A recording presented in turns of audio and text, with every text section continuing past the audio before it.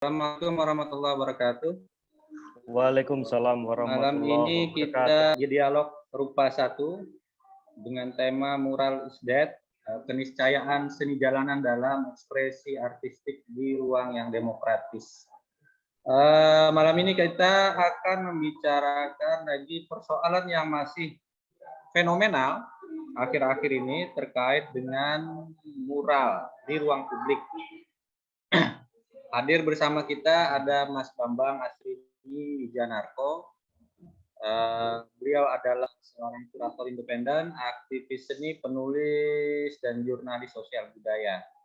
Menamatkan studi di jurusan Ilmu Sosial dan Humaniora Universitas Jember, Jawa Timur. Mas Bambang ini sudah malang melintang di wilayah kuratorial di Indonesia secara umum. Bahkan aktivitas beliau cukup luas hingga beberapa kali juga ikut kegiatan yang sifatnya internasional. Tahun 2011 beliau menjadi kurator Jakarta International Biennale ke-16 Maximum City yang diselenggarakan oleh Dewan Kesenian Jakarta. Beliau juga menginisiasi beberapa proyek riset seni aktivisme, street art, dan media baru sejak akhir 2011 sampai akhir tahun 2013 dengan tajuk Jakarta Art Movement. Jadi kegiatan kita malam ini diselenggarakan oleh Dewan Kesenian Banjarmasin bekerjasama dengan Jakarta Art Movement dan Sanggar Solihin Banjarmasin. Saya mengucapkan terima kasih kepada partisipasi semuanya yang terlibat dalam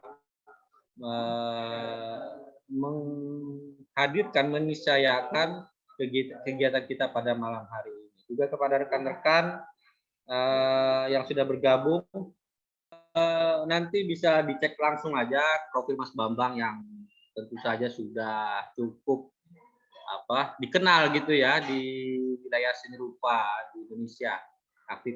Aktivitas beliau tidak hanya di Jakarta tapi di beberapa wilayah, termasuk terakhir juga menjadi kurator di pameran besar seni rupa Indonesia yang diselenggarakan di Big Mall Samarinda 3 tahun yang lalu. Oke, mungkin tidak terlalu berpanjang lebar. Sebagai Ketua Dewan Kesenian sekaligus moderator, saya hanya sekali lagi ingin mengucapkan terima kasih kepada semuanya, terutama kepada Mas Bambang yang bersedia menjadi narasumber pada malam hari ini. Bagaimanapun juga mungkin belum banyak yang masuk, tapi setidaknya nanti kita juga ini akan kita rekam dan akan bisa disaksikan di YouTube Dewan Kesenian Banjarmasin. Selebihnya kita akan mendengarkan paparan Mas Bambang terkait tema yang ditaja yaitu Mural is Dead. Nanti sekitar 1 jam. Setelah itu nanti kita akan buka forum untuk berdiskusi. Mudah-mudahan nanti ada beberapa kawan-kawan dari pegiat street art, graffiti, mural yang ada di Banjarmasin maupun di beberapa kota yang lain di Indonesia. Saya juga mengundang yang di Kalbar, saya juga mengundang kawan-kawan yang lain. Semoga nanti bisa ikut berpartisipasi di dalam diskusi nanti. Oke, Mas Bambang, saya serahkan saja langsung kepada Mas Bambang untuk menyampaikan paparannya. Silakan, Mas. Terima kasih Bang Hajriansyah. Assalamualaikum warahmatullahi wabarakatuh.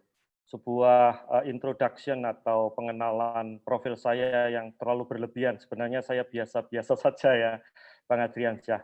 Sebagai Ketua Dewan Kesenian Banjarmasin, sungguh sebuah terhormat saya bisa hadir bersama dan juga teman-teman yang saya anggap saudara karena telah 1 tahun saya membuat pameran pada 2019 didukung oleh Kementerian Pendidikan dan Kebudayaan. Seperti teman lama ini ada Bang Fahmi yang nggak terlihat karena beliau pastinya ada di sekitar ini ya, kompleks atau ruangan Dewan Kesenian. Ada di Sanggar.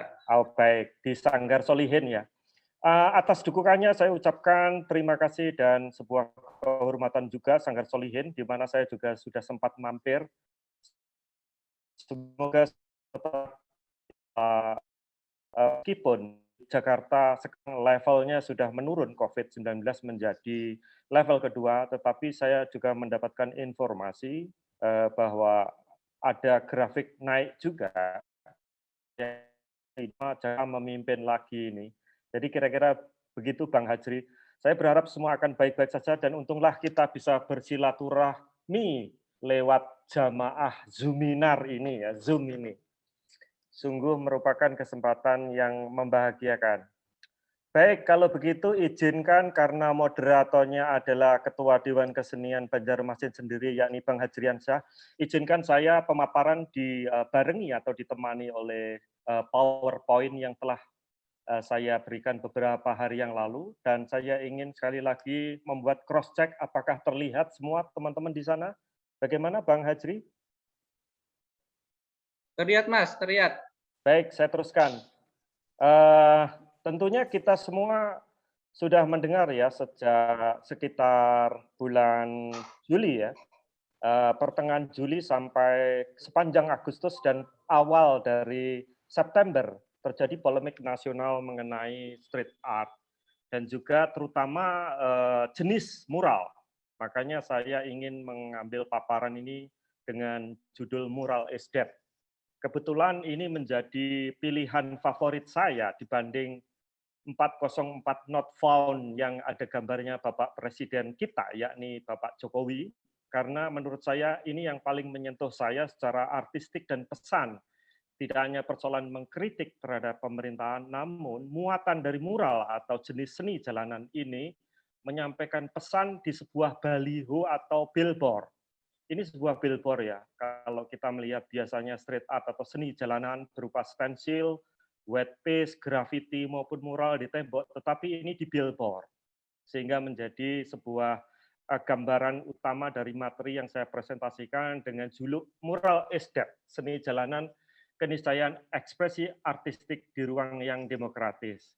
Nah, kemudian kenapa pilihan itu sebelum saya melanjutkan ke materi-materi selanjutnya, ada kisahnya bahwa salah satu dari bentuk ekspresi seni jalanan atau mural itu adalah mengambil alih ruang di mana biasanya adalah ruang bagi warga kota yang telah diambil alih oleh kekuatan-kekuatan keuangan, industri, komersil maupun politik. Nah, billboard itu identik tidak dengan politik, tapi dengan kapitalisme atau konsumerisme atau yang sejenisnya. Dan ini menurut saya sangat favorit, bagus ya. Terlihat seorang menghapus mural is dead. Jadi dia ingin menyindir dengan bahasa satir ya, bahwa sudah waktunya peraturan mengenai billboard atau ruang-ruang itu harus merasakan tentang apa itu keadilan bersama, keadilan yang equal, kira-kira itu.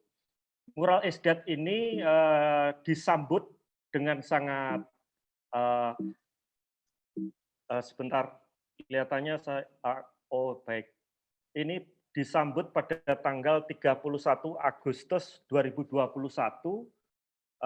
Bentuk mural ini di Monumen Perjuangan oleh pimpinan langsung politik maupun daerah, yakni Bapak Ridwan Kamil, mengingatkan kita bersama ya, ingatan komunal kita pada bulan Agustus lalu, ini 31 Agustus 2021. Mural bertuliskan Mural is Dead itu terlihat berada di papan iklan luar ruang yang kosong di kawasan Monumen Perjuangan Monju, Kota Bandung. Kalau teman-teman dan sahabat di Banjarmasin atau di Kalimantan pernah ke Bandung, dia posisinya sangat strategis, ada di Jalan Adipati Ukur, persis di depan Gedung Sate. Jadi ini sebuah situs yang sangat pas untuk menyampaikan sebuah pesan atau curhat kepada publik terhadap apa yang terjadi. Polemik itu memulai di bulan Juli dan pada waktu itu disambut oleh Ridwan Kamil sebagai kepala daerah gubernur pada 3 September 2021. Pada waktu 31 Agustus sebelumnya dia sudah nongol. Nah, pada waktu 3 September ini setelah itu dia lenyap dan di samping itu Twitter langsung dari kepala daerah menyatakan kita ini harus berdialog dalam merumuskan batasan mana yang boleh dan pantas. Mana yang tidak boleh dan tidak pantas. Di dunia digital pun tidak semua dari kita paham mana itu kritik argumentatif, mana itu bully atau hinaan. Nah, tentunya akan membuat kita kembali kepada tatanan sebenarnya seni jalanan itu apa, dan apa hubungannya dengan ruang, terutama apa yang disebut dengan demokratis. Nah, tentunya mural is dead sebagai tema utama paparan ini akan kita lanjutkan kepada ruang atau situs di mana ditempatkan oleh seniman yang membuat teks mural is dead dengan ada gambar kembang dan juga orang memakai teknik stensil menghapusnya, ya, seolah-olah menyindir polemik nasional waktu itu, sesuai dengan situs secara geografis maupun psikologis, karena monumen perjuangan itu dipenuhi oleh diorama-diorama. Jadi ini kompleks yang strategis, terdiri di atas tanah seluas 72.040 meter persegi dan luas bangunan 2.143 meter persegi. Hanya dibangun 7 diorama, dan diorama itu menunjukkan bagaimana partisipasi masyarakat di masa lalu. Di sana ada diorama perjuangan Sultan Agung Tirtayasa, ada diorama partisipasi rakyat dalam pembangunan jalan di Sumedang. Pokoknya hal-hal yang berhubungan dengan sejarah dan partisipasi publik pada masa revolusi dahulu, ya. Ada diorama Long March Siliwangi, ada diorama pada zaman modern konferensi Asia Afrika di Bandung 1955. Dengan demikian, penempatan dari mural is dead, teks maupun image itu sungguh-sungguh menyentuh, ya kan, menggedor ingatan. Kalau kita lihat di Tangerang ada, di Jawa Timur ada, di Jakarta ada, tetapi situs atau lokus asal-usul situs geografisnya tidak secara psikologis menggedor. Menurut saya, seandainya saya jadi kurator menjadi kejuaraan mereka selama polemik, maka yang menang adalah mural is dead ini. Karena dia menimbang strategi dengan tempat. Betapa cantiknya, ya, selain gambarnya, image-nya, tetapi ketika itu dilontarkan di suatu geografi, diorama-diorama yang menyampaikan aspirasi rakyat, revolusi masyarakat, bagaimana berdirinya republik itu atas perjuangan, bagaimana Asia Afrika dibentuk dalam satu negara-negara terbebaskan dari kolonialisme di Bandung, itu sungguh menakjubkan. Dan tentunya respon dari Ridwan Kamil cukup menyenangkan, ya, karena dia bersedia menjadi dialog. Dan hari-hari ini saya tadi barusan bertemu dengan salah satu karyanya di Indonesian Contemporary Design, dan juga selama sekitar sebulan ini Pak Ridwan Kamil sebagai arsitek maupun seorang kreator terlibat di dalam hajatan-hajatan atau helatan festival di Jakarta maupun di daerah Jawa Barat. Terakota atau Terakota Biennale di Jakarta kontemporer didukung oleh tentunya partisipan, yakni Pak Ridwan Kamil. Tentu saya menghormati itu. Nah, persoalannya kan terus kemudian muncul polemik-polemik. Apakah benar ucapan dari kepala daerah akan diteruskan atau hanya lip service, mengingat kita bahwasan identik dengan politik. Nah, apakah Pak Ridwan Kamil lip service atau melakukan kerja benar untuk mengajak dialog, memberi fasilitas atau ruang-ruang terbuka bagi seni jalanan? Kita akan tunggu, tidak hanya dalam 2 event di mana dia berpartisipasi atau menganggap dia sudah berdialog dengan seniman, kurator, dan para penulis. Selanjutnya saya lanjutkan dengan slide berikutnya. Nah, kalau kita lihat tadi Pak Ridwan Kamil menyambut tanggal 3 September 2021, ingatan kita kembali bahwa Pak Jokowi sebagai presiden yang sempat mendapatkan juga sasaran image-nya di Tangerang, ya, dia 404 not found, sempat menegur Kapolri soal mural. Tentu ingatan kita ini dia mengatakan bahwa saya sudah tegur Kapolri soal ini, ujar Jokowi dalam pertemuan dengan sejumlah pemimpin redaksi, ya, media Istana Kepresiden pada Rabu. Jadi polemik nasional tentang mural dan seni jalanan ini mendapat benar-benar perhatian bahkan dari kepala negara yang menyampaikan langsung kepada pemimpin redaksi. Dan pada tanggal 15 September ini sebenarnya yang kedua. Sebelumnya adalah pada tanggal awal-awal bulan September, tetapi dalam pertengahan September, 15 September, yang menurut media Tribun News ini, dia menyampaikan langsung menegur Kapolri soal moral. Jangan terlalu reaktif lah, karena itu bagaimanapun penghapusan moral itu berasasi manusia dan sebagainya. Nah, tindakan represi itu merupakan penghapusan oleh oknum APK yang berseragam menyerupai kepolisian, itu merupakan inisiatif. Pak Jokowi menampiknya dengan bahwa dia tidak mendapatkan informasi itu atau sudah telat. Tentunya kita tunggu deh, kepala negara bagaimana soal pandangan dia dan perspektif sebagai penguasa. Apakah budaya yang kita lihat bersama sebagai satu pergaulan bincangan antara sebagai satu bangsa di Indonesia itu memberi juga kesempatan ruang bagi seniman, pekerja kreatif, dewan kesenian, dan kantung-kantung yang lainnya untuk mengisi kemerdekaan yang sudah 76 tahun. Kita melihat bahwa di Nawacita, kemudian ada Trisakti tentang politik, ekonomi, dan budaya menjadi pegangan, kita buktikan dalam fase-fase selanjutnya. Tentunya demik ini menunjukkan bahwa para kepala eksekutif negara maupun kepolisian yang baru saja juga menggelar mural Bayangkari, yakni untuk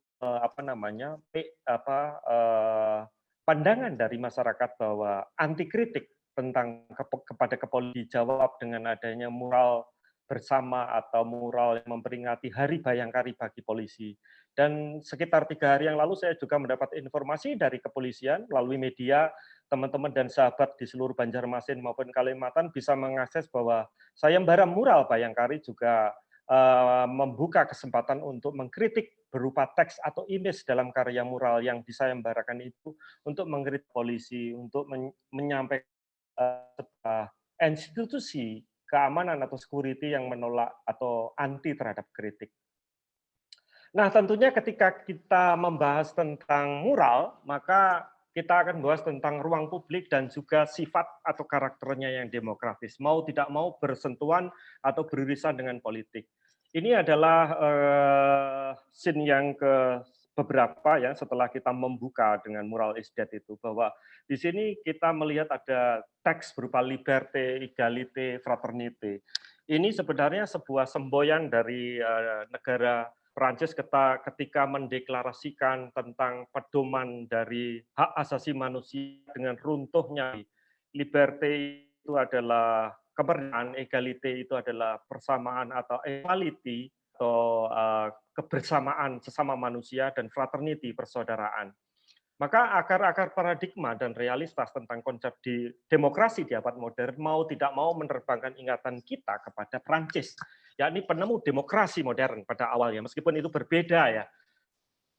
Dan apa yang kita alami sama sebagai sebuah bangsa, demokrasi di Indonesia saat ini, dan kita berhutang kepada liberté, égalité, fraternity sebagai fundamen awal yang disebut sebagai demokrasi dalam politik.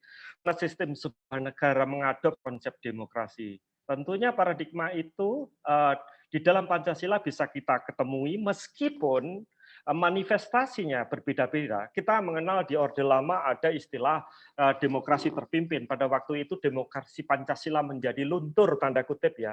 Sama dengan ketika Orde Baru bergulir, pemimpin politik kita, presiden kita juga berusaha mengeksplorasi demokrasi yang dianggap sebagai Pancasila menjadi kebutuhan dia sendiri demi undangan kekuasaan. Dan kita mendengar pada era reformasi saat ini, meskipun sama-sama bertitel demokrasi Pancasila, banyak mahasiswa, aktivis, atau mereka yang sangat prihatin terhadap minimnya kebebasan berekspresi, munculnya berbagai aturan-aturan yang membelenggu, kemudian kebebasan pers dan juga undang-undang ITE, pertanyaan besar tentang slogan-slogan reformasi di Kongo. Tentunya ini membuat kita mengingat kembali tentang liberté, égalité, fraternité oleh Pancasila dalam sila kemanusiaan yang adil dan beradab, kemudian kerakyatan yang dipimpin bla bla dan sebagainya di poin keempat, dan juga keadilan sosial bagi seluruh Indonesia atau justice for all. Jadi 3 sila itu mencerminkan pada waktu bangsa Prancis mengadakan revolusi untuk membuat egalitarian antara yang dianggap raja sebagai wakil Tuhan dan rakyat biasa menjadi sejajar. Jadi kira-kira itu adalah sebangsa sebagai snapshot atau outline sementara tentang kenapa demokrasi dan kenapa itu dihubungkan dengan sini jalanan. Saya ambil ini dari Google, dari OB Giant. OB Giant ini membuat sebuah gambar atau poster ini di beberapa titik di Perancis, pada waktu ada momentum ketika hak asasi manusia atau human right itu dicederai ketika ada beberapa jurnalis dibunuh ya, maka dia mengingatkan kembali semangat fundamen dari negara adalah liberty, equality, fraternity. Tidak bisa karena sebuah keyakinan, sebuah ideologi membunuh yang lain atas nama ideologi itu kemudian terjadinya penghilangan nyawa bagi manusia. Nah, tentunya semuanya ini akan berhubungan dengan seni ya, teman-teman sahabat sekalian. Kemudian Bang ngomong maksudnya ini. Maksudnya adalah tentu dengan seni. Tetapi saya ingin kembali ke abad 19 dahulu sebelum kita melanjutkan ini bahwa terkait dengan demokrasi dan politik sejak awal, sejak berdirinya yang disebut sebagai negara dan bangsa modern. Dan landasan hukum, kembali ke legalitas ini, saya lupa tadi, seharusnya di 8 Undang-Undang Dasar kita sudah ya, bahwa dari turunan dari demokrasi sila itu adalah kebebasan berserikat dan berkumpul, melakukan pikiran, lisan, tulisan, dan sebagainya ditetapkan oleh undang-undang dan sebagainya yang teman-teman dan sahabat bisa melihatnya ini. Turun dalam pasal satunya di 28, pasal 28 Undang-Undang Dasar 45, 28E Undang 45 dan sebagainya. Itu nomor 32 tentang pers dan tahun 2002. Begitulah kira-kira menjadi landasan kenapa saya akan menuju ke sejarah politik, bahwa sejarah singkat seni dan politik kita bergerak mundur pada masa Perancis, yakni of Marat. Lukisan yang menjadi dunia ini revolusi Perancis, bahwa The Death of Marat itu mendiskusikan tentang seorang pejuang, seorang jurnalis yang kenapa memakai aliran neoklasik, mencerminkan tentang pieta, yakni bagaimana waktu itu dihubungkan dengan sakralitas. Kalau kita melihat neoklasik adalah aliran di mana religi, spiritualitas, sakralitas itu dianggap sebagai puncak dari estetika. Nah, gambaran ini bagaimana seorang jurnalis dalam realitas pada masa itu dianggap sebagai pieta, yakni seperti kayak Yesus, gitu kan. Kita melihat dari posisi tubuhnya, posisi leher dan kepalanya yang berebah, kemudian ada catatan teks, itu menunjukkan betapa sakralnya para pejuang ini ya, terutama jurnalis yang dibunuh karena dia ingin memperjuangkan kesetaraan ya.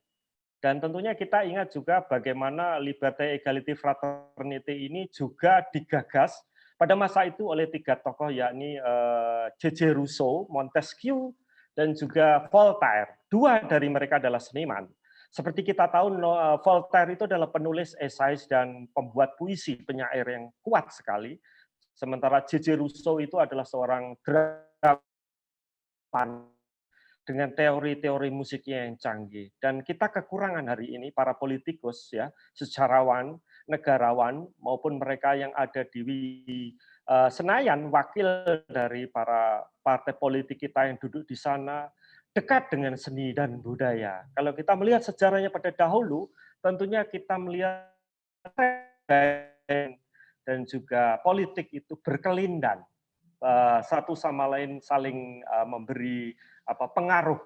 Dan kita masuk kepada setelah The Death of Marat yang dilukis oleh Jacques Louis David ini pada 1793 ya, abad 18, maka kita menuju ke yang lain, yakni abad 18 yang sangat terkenal juga dengan aliran simbolik romantisme. Kali ini kalau tadi tentang sakralitas, tentang Jesus of Christ yang menunjukkan figur begitu yang sedang dibunuh, yang anti kepada monarki atau kerajaan, maka kita melihat di sini adalah pembebasan Dewi Pembebasan ya. Ini dilukis oleh seorang pelukis yang mempengaruhi cara pelukis kita, yakni Raden Saleh menggoreskan kuasnya, yakni membuat yang kita sebut sebagai para sejarawan kritikus sebagai simbolik romantisme yang berhubungan dengan revolusi Prancis tentang equality, fraternity dan equality, fraternity dan fraternity. Liberté ini adalah Dewi Kemerdekaan memimpin orang atau masyarakat Prancis dengan lukisan dari Eugène Delacroix. Dan saya pikir teman yang rajin mencatat dan tekun membaca pasti tahu ya ini ikon-ikon tentang revolusi Prancis dan perjuangan tentang tegaknya demokrasi dan kesetaraan antara rakyat dan monarki atau absolutisme di tangan kekuasaan politik di raja saja. Nah, tentunya yang paling dekat dengan kita selain Raden Saleh tadi dengan pengaruh simbolik romantismenya adalah realisme sosialis yang ditemukan oleh Gustav Courbet. Gustav Courbet itu 18 sampai 50 ya. Jadi sudah mendekati modern atau sekali abad 19. Bagaimana realisme sosialis yang diwariskan Gustav Courbet itu menunjukkan penguburan di sebuah pekuburan namanya Ornan, burial at Ornan. Jadi keluarganya seni meninggal.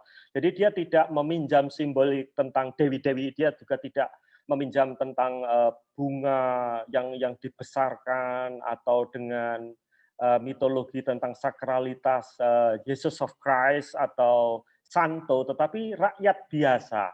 Dengan demikian realisme sosialis sebagai sebuah konsep mengemuka. Pada waktu yang sama munculnya di Prancis pada abad ini ya, pada abad 19. Elizabeth sering juga membuat kartun atau sketsa satiris ya. Di sini kita bisa melihatnya, ini akan disebarluaskan dan digandakan di seluruh Perancis ya, menjelang revolusi dan sebagainya. Dan ini mengilhami para pembuat mural, seni jalanan, pembuat grafiti di tahun-tahun setelahnya yang menyebar dari Eropa menuju ke seluruh penjuru dunia, bahkan negara-negara baru, nasionalisme dan ideologi negara mereka masing-masing. Tentunya kita berterima kasih pada Gustav Courbet yang mempengaruhi seorang pelukis dari kita, salah satu pelopor dari Persagi, Persatuan Ahli Gambar Indonesia, yakni Soejoyono. Soejoyono menyampaikan, kita tahu pada tahun 45 ini terjadi di Jogja ya, di lapangan Maguwo, sama dengan wawancara oleh almarhum anaknya Bayu, saya sempat mendapatkan informasi akurat bahwa lukisan yang judulnya Mengungsi, yang saya ambil dari setkap.co.id, dari Sekretariat Kabinet ini, bahwa ketika keluarga Soejoyono mengungsi ketika ada serangan atau agresi militer Belanda. Jadi Belanda memang tidak mengakui ya setelah kita mendeklarasikan tahun 45 serang Jakarta berpindah ke Jogja, maka seluruhnya ke Jogja. Pada waktu itu juga Soejoyono merekam peristiwa itu persis Gustav Courbet merekam revolusi di Prancis maupun penguburan di Ornan tadi yang terkenal di seluruh dunia. Jadi lukisan ini merupakan bukan lukisan outdoor atau mural, tetapi adalah awal-awal kita memprediksi bahwa akan muncul propaganda seni dan politik itu menyatu. Nah, selanjutnya kita juga melihat pada tahun 60-an ya, ini tahun 64, saya ambil dari Soejoyono Center, bahwa Soejoyono melukiskan kembali kenangan pada tahun-tahun revolusi fisik itu dengan judul Persiapan Bel ya, menunjukkan apa adanya realitas. Jadi tidak ada di sana dewa-dewi, sakralitas, wakil Tuhan di bumi, tidak.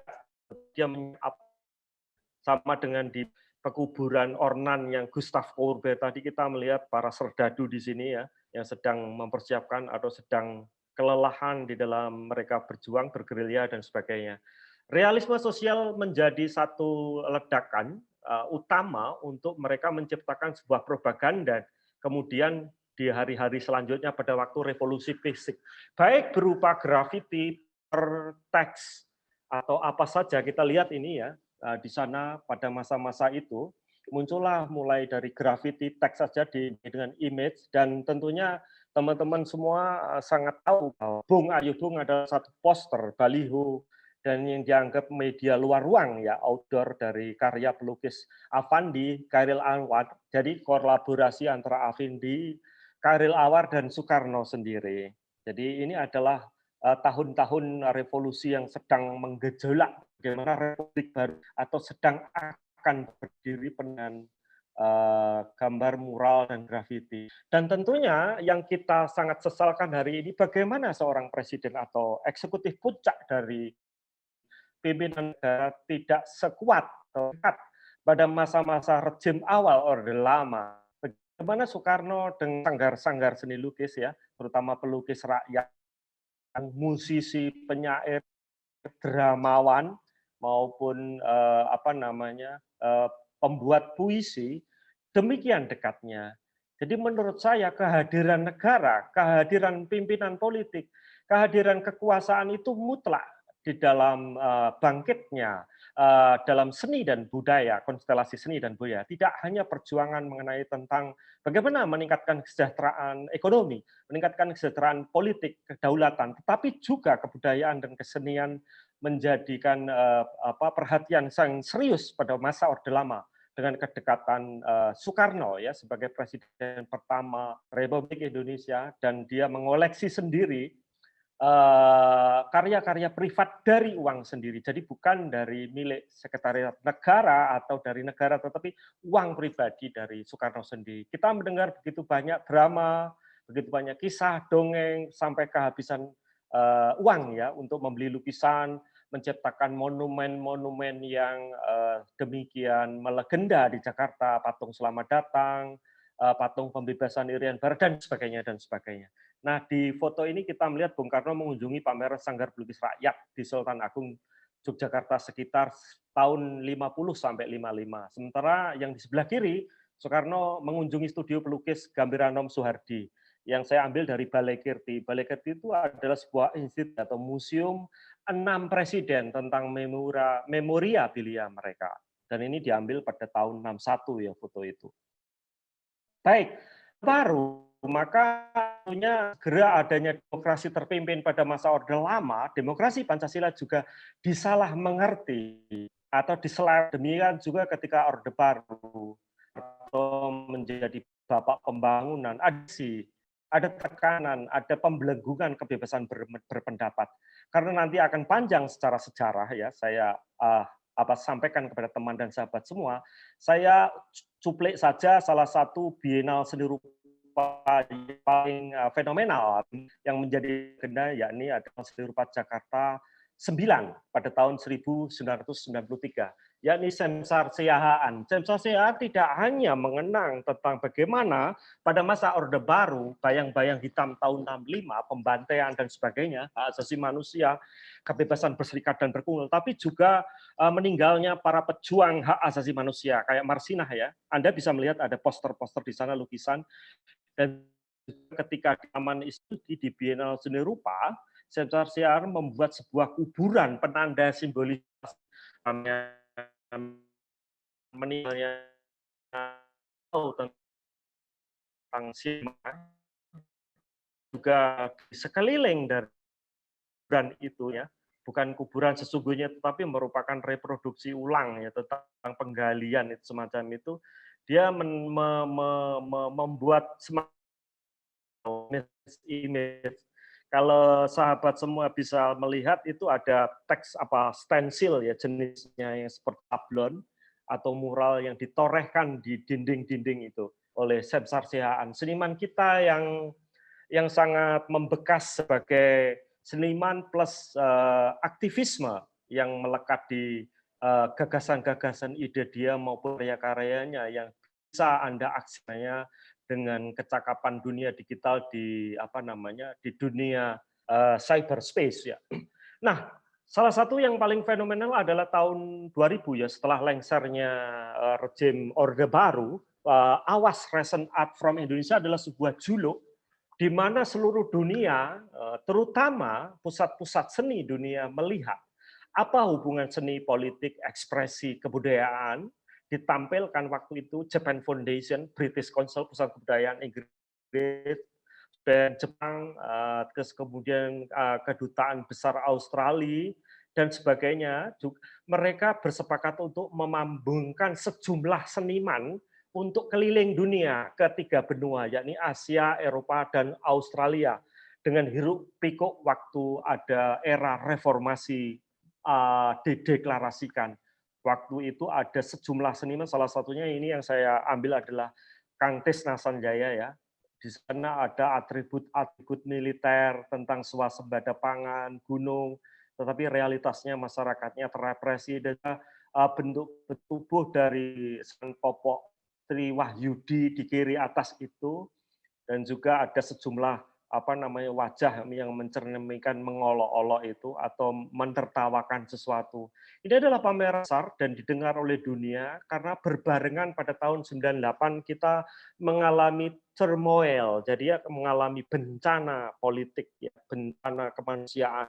Begitu banyak yang meninggal, ada pergeseran dari rezim Orde Baru menuju era reformasi. Nah, pada tahun itu yakni 27 November sampai 29 Januari 2000, sejumlah seniman dalam grup show ini yang kalau tidak salah dikurat oleh Pak Dwi Marianto, ya, sekarang adalah guru besar di Institut Seni Indonesia Yogyakarta, Dr. Dwi Marianto, sebagai chief kuratornya berkeliling dunia, benua Asia, Eropa, dan Australia, mencerminkan tentang bagaimana seni dan politik berkelindan pada masa Orde Baru. Nah, sekarang kita menuju ke era reformasi. Nah, sebelum ke era reformasi, saya ingin menyampaikan bahwa apa sebenarnya yang menjadi latar belakang. Nah, kita ambil dari konsepnya Jacques Rancière. Jacques Rancière itu adalah seorang filosof dari Prancis dan juga ketekunannya mengamati tentang estetika dan etika serta secara sosiologis dihubungkan dengan kaidah-kaidah filsafat. Maka yang disebut sebagai rezim estetika dan etika, rezim yang memiliki otoritas dalam menentukan apa itu estetika dan etika, dan siapa warga atau seniman yang penting untuk mewakilinya. Nah, itu disebut sebagai konsensus. Dan konsensus itu tentu saja tak bisa mewakili semua, hanya sejumlah pihak. Politik konsensus dalam tatanan sosial adalah kesepakatan yang memunculkan struktur atau tatanan sosial yang mendominasi dari penguasa ruang publik. Nah, tentunya setelah adanya konsensus kesepakatan, maka muncullah disensus. Disensus itu dari disedan atau pembangkang atau ketidaksetujuan, yakni memanggungkan warga yang dianggap tidak penting, tidak ada, dan tidak dihitung. Disensus artinya membuka dialog dalam pengertian yang lebih positif, bahwa ketika etika dan estetika dihegemoni oleh konsensus kesepakatan berbagai pihak, maka selalu ada muncul. Nah, itu upaya untuk menghindar dari pembuatan kompromi dari konsensus itu. Disensus buka dialog atas konflik siapa yang ambil bagian dan siapa yang tidak mengambil bagian. Part of no part. Disensus merangkai kembali dan meninjau keadilan dan kesetaraan yang diperjuangkan oleh warga negara dalam konteks demokrasi yang dijamin konstitusi dan konsep demokrasi. Disensus itu tidak mati tapi hidup. Nah, di sanalah seni jalanan itu sangat dekat dengan disensus. Jadi berusaha untuk mengambil jarak, untuk tidak bersetuju, agar ada pilihan, ada dialog, ada alternatif tentang apa itu estetika dan etika. Nah, seni jalanan atau mural atau stensil membuat pemerintah kota dan pusat mencipta konsensus. Jangan asal coret-coret, izin dahulu ke pemilik tembok, jangan sembarangan kritik pemerintah, dan lain-lain. Politik estetika dan etika semacam ini biasanya memiliki visualitas seindah yang diharapkan, mirip karya komisi di kafe atau restoran pun instagramable. Nah, seharusnya terima kasih sekali kepada pemerintah atau penguasa rezim, baik di daerah maupun pusat, bahwa image tokoh, kasus seperti 404.font tentu sensitif bagi aparat yang ada di bawah. Tapi mesti ada pendidikan, mesti ada keputusan bersama, kesepakatan bahwa jangan sampai mereka yang membuat karya-karya lukisan itu dianggap sebagai disedan atau pembangkang. Tetapi dialog, bahwa ada suara yang berbeda, dan itu sah kalau kita mengaitkan dengan konteks Rancière atau Jacques Rancière dengan disensus yang versus konsensus. Kesepakatan harus ditentang. Untuk apa? Untuk adanya ruang-ruang demokratis, dialog.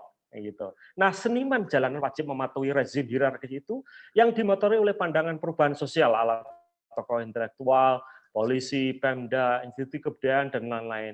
Seni jalanan hanya dipakai sebagai alat pembawa pesan yang sudah ada. Dengan begitu sudah dipesan. Maka seperti kita tahu bahwa estetika itu beragam dan majemuk. Tidak hanya persoalan dengan vandalisme, tetap ide dan gagasan itu harus ditampung. Dan dalam iklim yang demokratis, hal-hal yang berbeda, hal-hal yang unik, hal-hal yang justru bisa mencerahkan di masa depan, membangun bersama kesetaraan juga kan, antar manusia, antar seniman, antar penguasa dan seniman, antara penguasa dan pemilik jalan dan sebagainya, itu muncul ide-ide dan sebagainya yang sebuah konsensus baru setelah adanya disensus. Rancière yang mengatakan dia bergerak dan ini karakter dari seni jalanan ya, bergerak secara tidak terlihat, biasanya anonim dan sebagainya. Meskipun ada sebagian dari teman-teman street art mengatakan bahwa anonim tidak diperlukan karena adanya digital ya, sehingga dia bisa abadi baik anonim atau tidak perlu karena kan sudah zaman di mana tidak ada ruang-ruang yang tertutup, semua akan terbuka dan transparan. Namun seni otonom membuka kesadaran baru tetap ya, disensus atau disedan atau dianggap sebagai pembangkang hati. Mengatakan sebagai an art atau ketidaksepakatan atas relasi kekuasaan dan kebijakan. Istilah ini yang kemudian dipelesetkan menjadi anarki. Nah, pengertian anarki oleh bahasa Indonesia dipersamakan dengan mereka yang tidak memiliki aturan, padahal memiliki konsep filsafat yang jelas bahwa mereka mencurigai kekuasaan, mereka mencurigai kesamaan homogenitas atau ketertiban model yang mereka miliki di dalam otoritas yang berkuasa. Itulah kenapa anarki menjadi distigma yang jelek. Padahal pada dasarnya dia adalah an art, sebuah disensus, sebuah suara yang lain. Padahal ini seharusnya ditimbang sebagai alternatif pikiran. Ingat, ruang demokrasi itu munculnya pemikiran-pemikiran. Bahkan mereka, kalau kita bayangkan sebagai sebuah voting di dalam pemilu, itu kan one man, one vote. Maka mereka memiliki suara. Bahkan mereka yang tidak berpendidikan, hidupnya yang dianggap marginal atau dianggap speechless, tetapi mereka punya hak dan dilindungi, diproteksi oleh undang-undang. Nah, inilah yang disebut sebagai disensus oleh Rancière dalam konteks ruang-ruang publik dan bagaimana ruang demokratis itu diciptakan sebuah disensus bagi para seniman jalanan.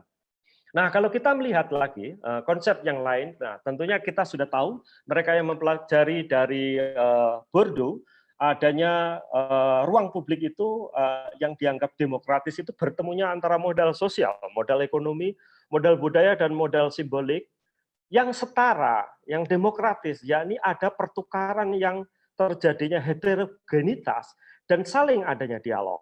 Jadi gelanggang yang saya bikinkan itu, yang saya ambil dari Google agar teman-teman mudah mengaksesnya dan memahaminya, bundaran itu adalah perpaduan bagaimana terjadi negosiasi, perebutan atau dialog atau saling silih berganti antara sosial, ekonomi, budaya, dan simbolik.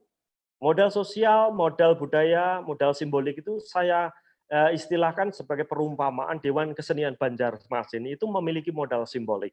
Modal budaya tentu SDM-nya. Ini contoh saja Bang Hajri ya. Modal ekonomi ya digelontor oleh pendanaan oleh mereka yang menganggap diri sebagai bupati, wali kota atau penguasa ekonomi atau orang-orang yang mensupport dari anggaran pemerintah. Modal sosial jelas kantung-kantung. Nah, di sanalah mestinya seniman jalanan memiliki modal sosial, memiliki modal budaya, dan memiliki modal simbolik meskipun modal ekonomi ada pertemuan di gelanggang itu yang disebut sebagai medan seni yang real ya. Nah, biasanya Bourdieu juga mengangkat salah satu konsepnya yang terkenal lagi yakni habitus. Habitus itu adalah apa yang diimajinasikan sejak lama, sejak dia dididik, latar belakang keluarga, sehingga membuat pikiran-pikiran subjektif dari si seniman atau aktor-aktor di gelanggang adanya bertemunya modal sosial ekonomi dan budaya simbolik itu membuat negosiasi, mendialogkan. Apa yang ada di dalam mental, ada di dalam realitas, di ruang-ruang bersama. Dan di sanalah aktor-aktor itu bermain. Yang menurut Tuhan, yang dianggap sebagai doksa. Doksa itu adalah sebuah konsep di mana konsep itu menelikung atau menghegemoni dari sebuah institusi tersendiri dan menurut dia adalah sebuah bentuk dari yang dianggap Rancière adalah konsensus, kesepakatan yang sudah final yang dianggap tidak memiliki wewenang atau otoritas lain. Mungkin saja institusi-institusi yang lain atau Dewan Kesenian contohnya tidak harus Dewan Kesenian Banjarmasin, Dewan Kesenian yang lain Bang Azri. Kira-kira itulah. Baik, saya lanjutkan ya dari konsep dari Pierre Bourdieu yang kebetulan memang mendekat kepada sosiologi seni ya. Nanti teman-teman pasti menyukai tentang konsep ini karena bagi mahasiswa atau orang awam tersedia begitu banyak akses PDF tentang Pierre Bourdieu ya, tentang ini ya, tentang modal sosial, ekonomi, budaya, simbolik, habitus maupun sebagai ruang seni real atau medan seni real atau gelanggang seni. Nah, habitus dan distingsi kita akan jelaskan lagi seperti yang saya sampaikan tadi, termanifesti teorisnya bahwa analisa struktur objektif tidak dapat dipisahkan dari analisa asal-usul struktur mental, yakni aktor individual. Jadi seniman, kepala dewan kesenian, pemilik museum privat, kolektor, pemilik museum negara, bukan pemilik museum negara, direktur museum negara, dan sebagainya. Itu memiliki modal-modal seperti yang disimbolkan oleh apa yang disebut sebagai tadi ya, di medan seni atau gelanggang yang real. Dan di dalam mental mereka disebut sebagai habitus dalam konsep mental mereka. Inti konsep habitus dan lingkungannya adalah jembatan subjektivisme dan objektivisme. Apa yang dipikirkan, apa yang sudah dialami sejak awal dia hidup sebagai manusia dan profesinya, kemudian bersentuhan dengan gelanggang yang real, bertemu dengan pemilik galeri, ya, bertemu dengan komunitas seni, bertemu dengan dewan kesenian, bertemu dengan direktur museum, bertemu dengan kurator, penulis, dan sebagainya. Nah, pada konsepnya distinktif selanjutnya, Bourdieu itu sangat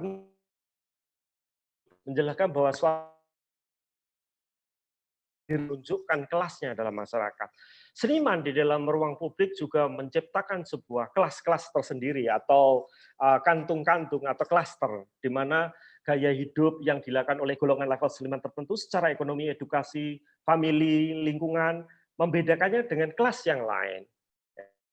Kalau kita menyampaikan tentang konsep sosiologi tentu hubungan dengan strata kelas gitu ya. Kira-kira dengan demikian mereka menjumpai kemajemukan, keberaneka-ragaman. Apakah itu baik? Menurut saya semakin beragam, semakin banyak kelas, semakin baik. Akan terjadi selalu negosiasi antar ruang itu, ruang-ruang yang demokratis berkelindan dan di mana para penguasa keuangan, ekonomi, penguasa simbolik biasanya universitas atau perguruan tinggi seni adalah penguasa simbolik ya, sama dengan Dewan Kesenian ya, memiliki kekuasaan simbolik ya, selain kekuasaan ekonomi. Nah, di sanalah terjadi dialog. Semakin kita membentuk asosiasi seniman, asosiasi kurator, memahami undang-undang, membuat aliansi, itu dan legalitas ada sebagai organisasi massa, maka tentunya distingsi ini dibutuhkan di dalam ruang yang demokratis, di mana mereka yang memikirkan secara imajinasi, yakni habitus, bisa direalisasikan. Pengalaman esensi kita rasa merupakan praktik yang berfungsi memberi individu seniman maupun orang lain pemahaman akan tepatnya dalam tatanan sosial. Dengan demikian seniman juga dengan begitu majemuknya jenisnya. Seperti kita lihat tidak hanya Jawa sentris ya, tidak hanya Jawa, Jakarta, Bali, ya, di Pulau Bali, kemudian ada Jogja dan Bandung. Tapi juga Kalimantan, ada Samarinda, ada Banjarmasin, ada Pontianak dan sebagainya. Nah, kita menuju sekarang tentang bahasa. Tentunya menarik kalau kita membahas ya, memaparkan dan mengulas tentang apa itu ya, bahasa satira yang digunakan oleh para teman-teman seniman di dalam wilayah yang disebut sebagai jenis-jenis dari graffiti, white paste, kemudian mural, yang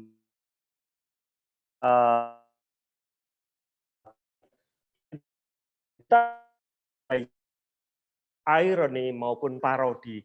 Nah, inilah yang biasanya disalah mengerti oleh pihak penguasa. Jadi yang dianggap memparodikan dengan memakai bahasa satire atau parodi ini dianggap menghantui, mengancam dirinya, padahal sasarannya adalah policy-nya, bukan manusianya. Kan kita bisa membedakan antara karya seni dan hanya sebagai vandalisme, coret-coret. Kemudian isu yang dihudung. Isu bisa lingkungan hidup, bisa kemanusiaan, peminggiran masyarakat buruh, dan sebagainya. Ada banyak isu. Kalau kita melihat bahwa ruang-ruang demokrasi bagi seniman jalanan adalah mengusung isu itu, dan menghubungkan dengan image seseorang itu bukannya penghinaan. Karena tentunya kita sebaiknya teman-teman seniman di Banjarmasin maupun di Kalimantan dan seluruh Indonesia berhubungan dengan erat dengan institusi-institusi independen selain negara yang bisa membantu untuk mengadvokasi atau memberikan pengeras suara kalau terjadi kasus-kasus di mana ada pelanggaran ya, bahwa itu dianggap sebagai penghinaan kemudian dilaporkan ke polisi dan sebagainya. Dalam masa lalu atau baru-baru ini juga terjadi dalam polemik nasional bahwa seniman diburu dan sebagainya ya karena menggambar image kepala negara. Kenyataannya kita mengatakan policy-nya, isunya tentang kebangsaan, hajat hidup, ya saya pikir sebuah status atau pejabat pemerintahan ya, di mana tentunya kritik itu adalah sebuah keniscayaan atau kita sebut sebagai unavoidable activities, kira-kira gitulah. Nah, apakah kemudian sejak awal ini modern kan parodi, eksagerasi itu pembesaran, kemudian ada istilah parodi, ada satire dan sebagainya. Salah satunya adalah ketika tahun 30-35, kita mengenal teman-teman semua tahu bisa mengakses di Google atau buku-buku kalian semua, bahwa ada yang namanya Diego Rivera, seniman yang sangat terkenal, seorang muralis yang menentang pemerintahan otoriter ya di Amerika Latin, dia dari Meksiko dia. Dia pernah diminta oleh Rockefeller. Rockefeller adalah konglomerat karena booming minyak dari Amerika Serikat ya, untuk membuat sebuah mural pesanan atau commissioned mural di sebuah gedung Rockefeller di Amerika Serikat. Namun dengan gaya bahasa parodi, Diego Rivera itu menyelipkan wajahnya ini pemimpin Soviet Vladimir Lenin.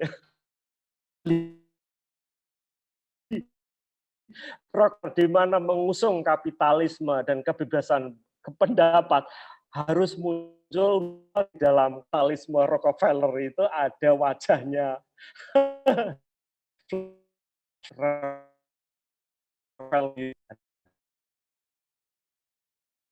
the ordered work and the mural were destroyed before their completion. 1935. Jadi sebelum selesainya mural itu, Rockefeller sebagai pemilik gedung memutuskan nggak jadi, dihapus saja ini mural. Nah, berarti tidak hanya terjadi di Indonesia, sayangku, bahwa mereka yang berkuasa secara ekonomi, secara simbolik, seperti apa yang disebut oleh Bourdieu atau ahli sosiolog atau pakar filsafat dan sosiologi itu akan ada censorship, bahkan mereka yang memesan dengan ekonomi atau kucuran uang yang besar sekali, menggelikan sekali terjadi New York karena ada gambarnya Lenin. Nah, ini dikarikaturkan ini. Anda bisa mengakses di mymodernmap.com atau di media-media besar di New York pada tahun itu, atau di menggelikan. Vladimir Lenin di kantornya Rockefeller, jantung kapitalisme, ada komunisme. Kalau tidak terlalu tegang yang membahas politik kalau di seni ya. Baik, nah kita melihat sasaran dari parodi dalam mural atau teks-teks di dinding raksasa itu kita temukan, ini juga menggelikan ya. Ini menggambarkan bagaimana revolusi yang terjadi di Tiananmen yang gagal ya, mahasiswa tentang totalitarisme partai komunis di Cina ya. Mereka demo habis-habisan beratus-ratus hari. Akhirnya yang paling kita ingat adalah ikon ada seorang mahasiswa yang menghadapi tank. Masih ingat kan teman-teman tahun yang suka sejarah, dan akan digilas gitu, dan dia akan menghadapi di lapangan Tiananmen yang bersejarah itu, mau pemerintahan komunis gitu, dia akan bertahan, dia akan menolak, melarangnya. Namun yang lucunya dia memakai bahasa parodi dengan sentilan dan humor bahwa Cina ternyata yang dianggap sebagai mesin pembunuh dan merepresi kebebasan pendapatnya ternyata mencurangi di seluruh dunia. Karena ini terjadinya di Jerman, dia membuat bahasa parodi bahwa produk-produk Cina itu dibentuk, dikonstruksi seperti tank ini. Ini ada laptop murah ya, ada gambar apa produk ya, itu ada games ya, dan di hadapannya mahasiswa yang menentang tentang komunisme model Cina, yang sejatinya ini adalah komunis yang bertransformasi menjadi kapitalisme karena mau produk ini dengan pasar di seluruh dunia, bahkan di Indonesia. Lucunya di situ, di dalam tas yang ditenteng yang menyimbolkan mahasiswa ada tulisan fair trade, jadi perdagangan bebas, perdagangan yang adil, perdagangan yang setara. Lucu ini, dia ingin mengkritik bagaimana made in China, buatan Cina tahun 89 pada masa revolusi di Tiananmen yang gagal itu. ya, politik mereka terrepresi, tidak bisa bersuara. Tetapi secara kapitalistik, secara ekonomi mereka tumbuh demikian besar karena negara menyuntikkan berbagai fasilitas. Dilambangkan dengan tank dan mahasiswa pada tahun 89 cukup menggelikan. Dan tentunya jangan tidak usah terlalu sensi gitu. Pemerintah itu menghadapi seni ya. Mungkin karena kita kurang ya, aktor-aktor intelektual, aktor seni kita sendiri, partisipan atau muralis itu kurang suka menyampaikan gagasan-gagasan dia yang sebenarnya menarik ya. Ada gaya bahasa parodi. Yang nggak usah terlalu marah lah, entah bupati, wali kota, apa dan sebagainya, bahkan presiden, tenang aja, relax, slow gitu, katanya anak-anak muda sekarang, Wallace, Wallace. Ini juga, ini yang terjadi di Inggris. Kita melihat bahwa God Save the Queen, ya teks yang ada di sebelah kanan,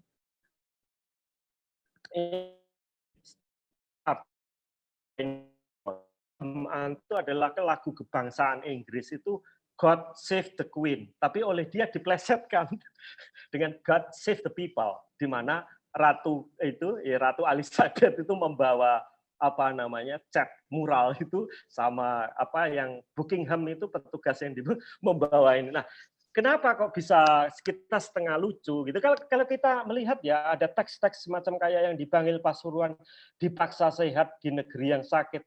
Sebenarnya itu kan bukan kejahatan, itu kan gaya bahasa yang lucu aja yang membuat kita nyaman sebagai orang-orang biasa. Tapi gatel gitu loh bagi penguasa. Dan itu menurunkan para apa namanya prajurit level ketiganya menghapus. Sungguh menggelikan.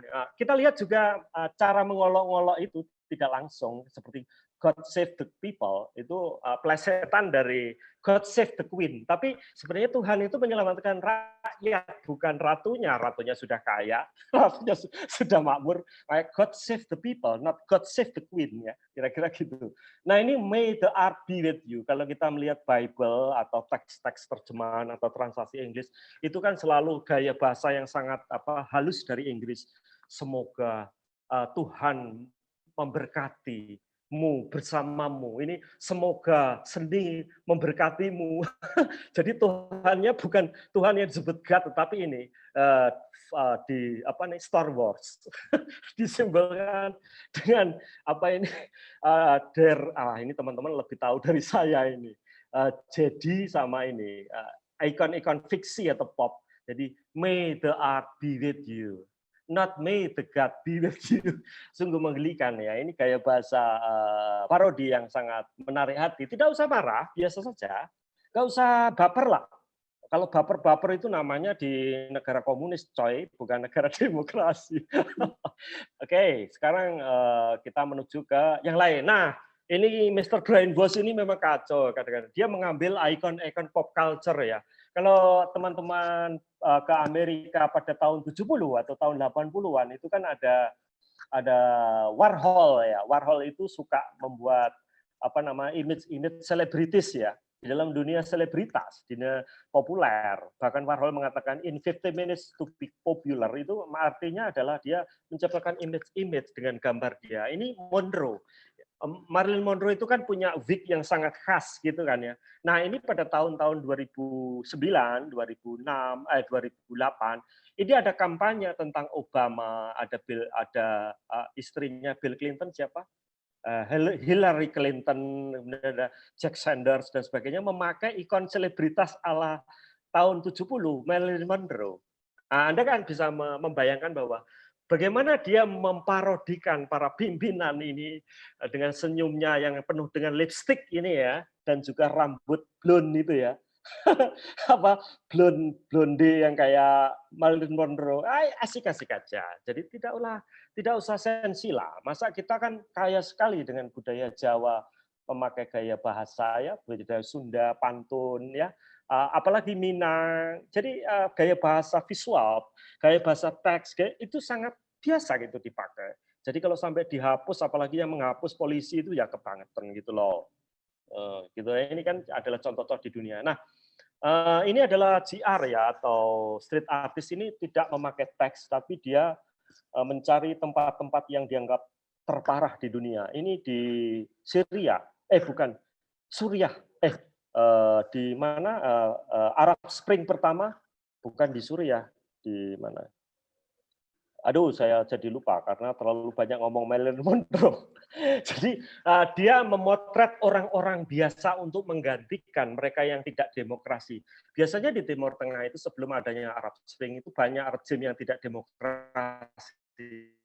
Jadi hanya keluarga, ya keluarga prince, keluarga syahid, keluarga syekh, saya keluar oleh GR ini memakai karakter stensil dan web base, jadi oleh foto ya, oleh foto raksasa dia tempel-tempelkan di seluruh penjuru titik-titik di mana psikogeografis sebuah masyarakat itu muncul di negara yang terjadi reformasi atau bahkan revolusi, kemudian muncul di tempat-tempat kumuh, bahkan di wilayah kuno, itu orang-orang yang nobody, orang-orang yang no faces, nggak punya wajah, nggak punya ya bukan politikus, kalau di Indonesia bukan politikus, bukan stand up komedian, ya kan?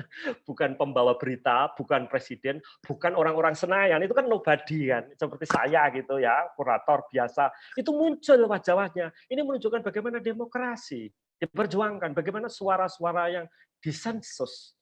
Tetapi kan tidak kasar, hanya wajah-wajah. Itu kan memakai gaya bahasa, ini memakai wajah-wajah bahwa kita berhak bersuara. Ingat bahwa kalau kita pemilu, kita dicocok hidung kita, one man, one vote. Nah inilah di mana dia wilayah-wilayah revolusi Arab Spring bermula di Mesir ya, Suriah dan sebagainya muncul ini. GR itu adalah fotografer memakai teknik stensil memamerkan mereka yang tidak punya statusnya hanya di Facebook sama Twitter, ini dipampangkan dalam gambar-gambar raksasa. Nah, ini ya.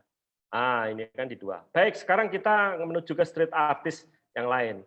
Nah, ini yang memperjuangkan Obama, namanya OB Giant, juga sangat fenomenal.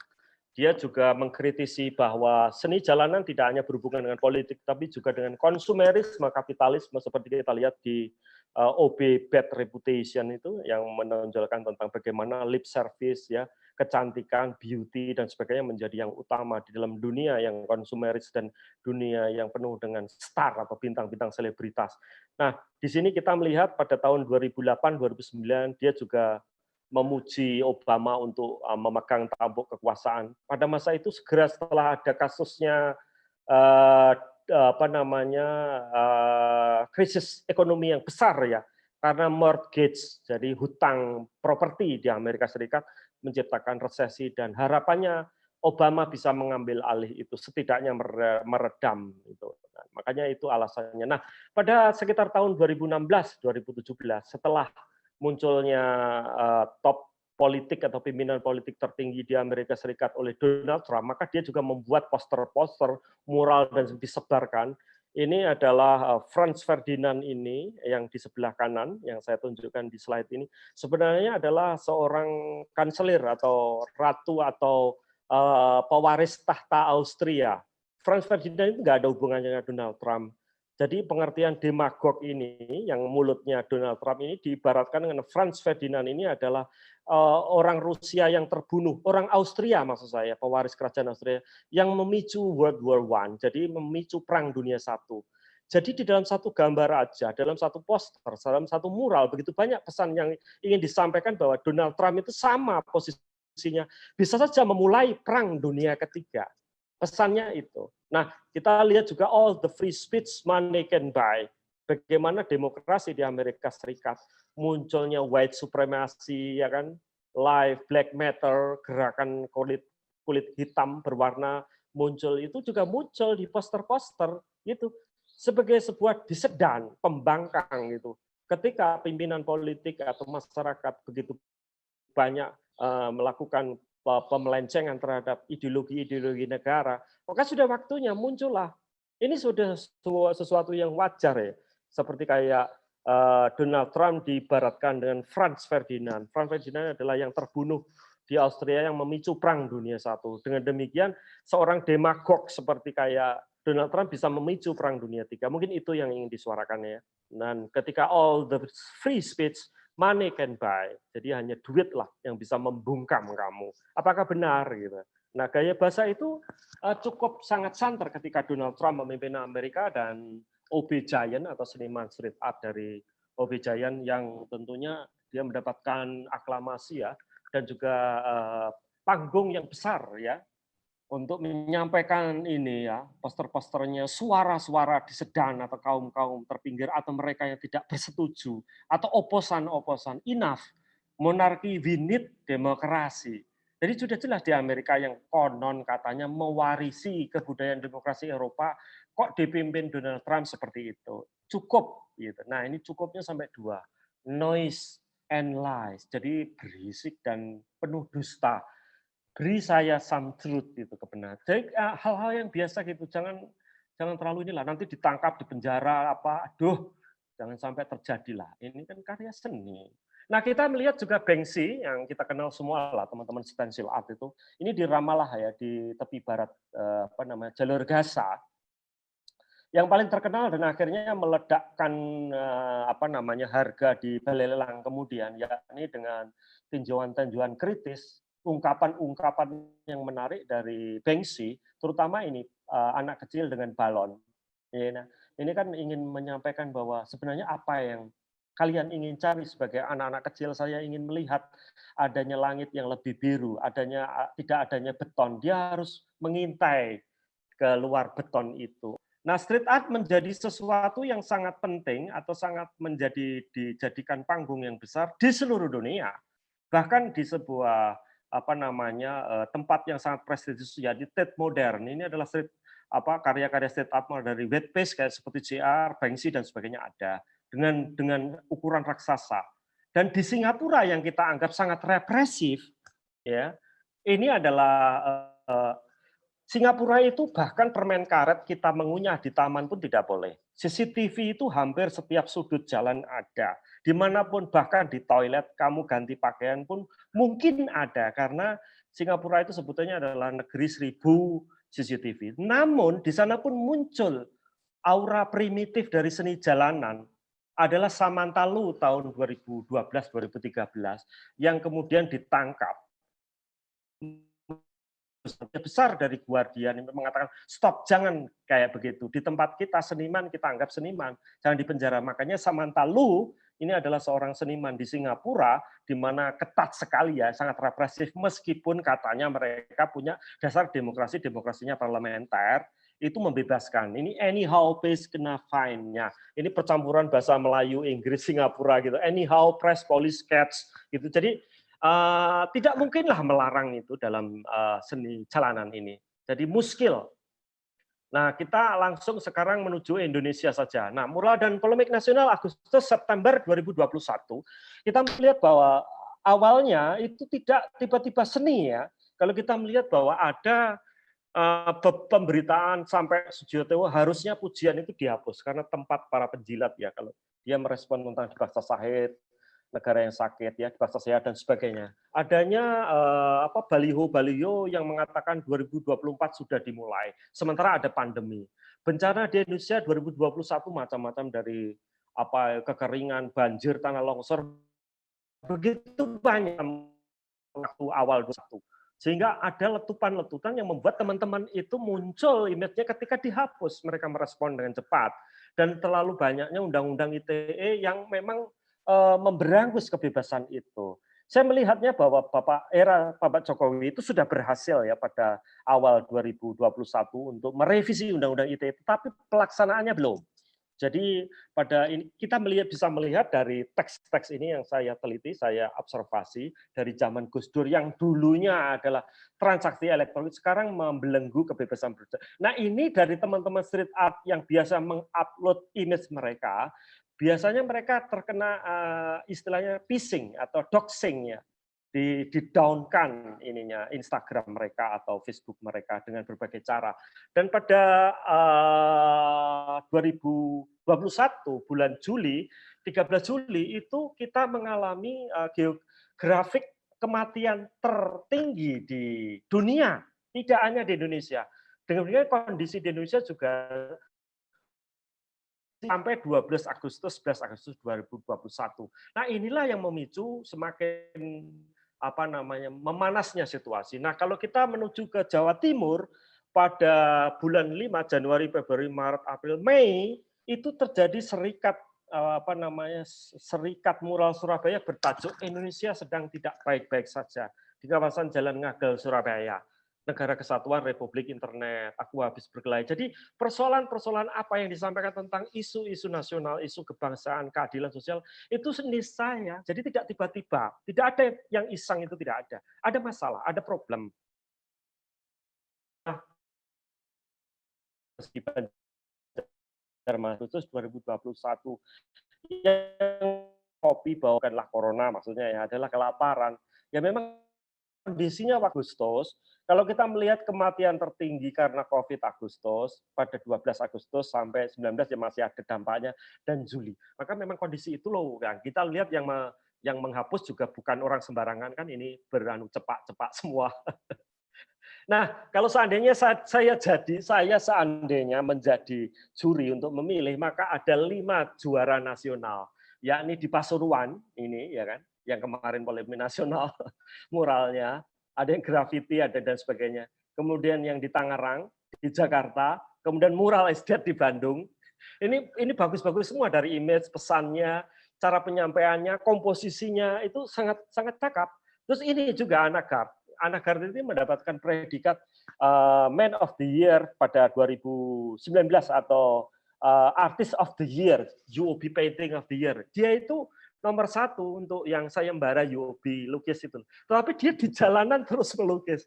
Nah ini dia membuat image COVID also killing demokrasi. Menurut saya ini cakep ini dari image-nya, dari tata cara bahasanya, penempatannya, nggak sembarangan. Nomor 1 jelas muralis dia. Baik. Nah sebenarnya tidak hanya pada Agustus dan September, teman-teman sahabat. Sepanjang 10 tahun yang saya tahu, seni jalanan dan kritik sosial itu memang marak. Contohnya di Kamisan, ya kan? Kita melihat bahwa ini adalah Andi Rara, seniman kita juga. Negara gagal, SBY bohong. Ini terjadi di Jakarta dan biasa. Dan orangnya masih hidup, Andi Rara sekarang ada di Bali dan baik-baik saja berkomunikasi. Itu suara untuk melihat situasi dan kondisi. Dan kita tahu 2013-2014 ada Serum itu ya, dia membuat image mereka yang dianggap sebagai pahlawan hak asasi manusia, Munir ya. Dan kita juga tahun 2011 ada gerakan besar karena keyakinan religi. Waktu itu ada jemaah Ahmadiyah dibunuh ya kan oleh mereka yang berseberangan. Dan itu menunjukkan ada ribuan poster dan juga image digital yang dimotori oleh teman-teman di Jakarta itu dengan berbeda dan merdeka 100% yang diambil dari bukunya Tan Malaka menuju merdeka 100%. Aksi solidaritas teman-teman yang memperjuangkan nilai kemanusiaan. Waktu itu di Cikesik ya, ada beberapa yang meninggal di Bogor karena jamaah Ahmadiyah itu ya. Pasti teman-teman masih ingat 10 tahun lampau ini. Nah, kita juga melihat tahun 2011, 2012, semuanya itu biasa. Ini bahkan, ini kan image-nya Pak SBY ini yang di kanan bawah ini juga terlihat 2014. Pada waktu ada gerakan Jogja Ora Didol dan sebagainya itulah. Mungkin mereka soal juga tidak hanya politik, tapi juga soal lingkungan. Aku tak percaya hari akhir, aku percaya Jakarta bisa sedikit.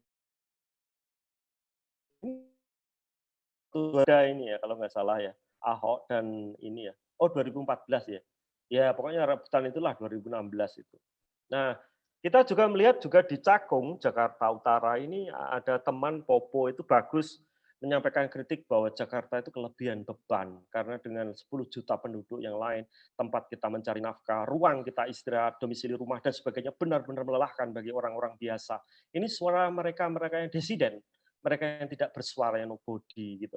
Ini cakep menurut saya. Nah, kita juga di luar negeri ada image-image dari teman seniman yang di Sigit ini ya, dari Institut Seni Indonesia tahun 2014-2015 yang mengatakan tentang bagaimana para mereka yang tidur hidupnya di jalanan ya, yang diorganisir oleh mafia jalanan, pengemis jalanan, nilai macam apa yang akan kita wariskan berupa stensil. Menarik. Nah, tentunya sekali lagi tidak bisa kita melarang untuk hadirnya seni jalanan sebagai sesuatu yang hakiki timbul dari hati nurani, bagian dari suara. Kecuali mereka yang dibayar atau dengan sendirinya mereka bergerak terorganisir karena ada empati bersama. Maka yang bisa kita lakukan adalah mereduksi dan mengadakan dialog. Seandainya saya Pak Wali Kota Banjarmasin dengan sangat senang sekali mengadakan dialog terus-menerus dan menyambut apresiasi dari teman-teman menyelenggarakan festival mural di Banjarmasin beberapa saat yang lalu, ya beberapa hari lalu ditutup dengan adanya fasilitas. Jangan sampai kesempatan itu dilewatkan, tetapi harus diambil.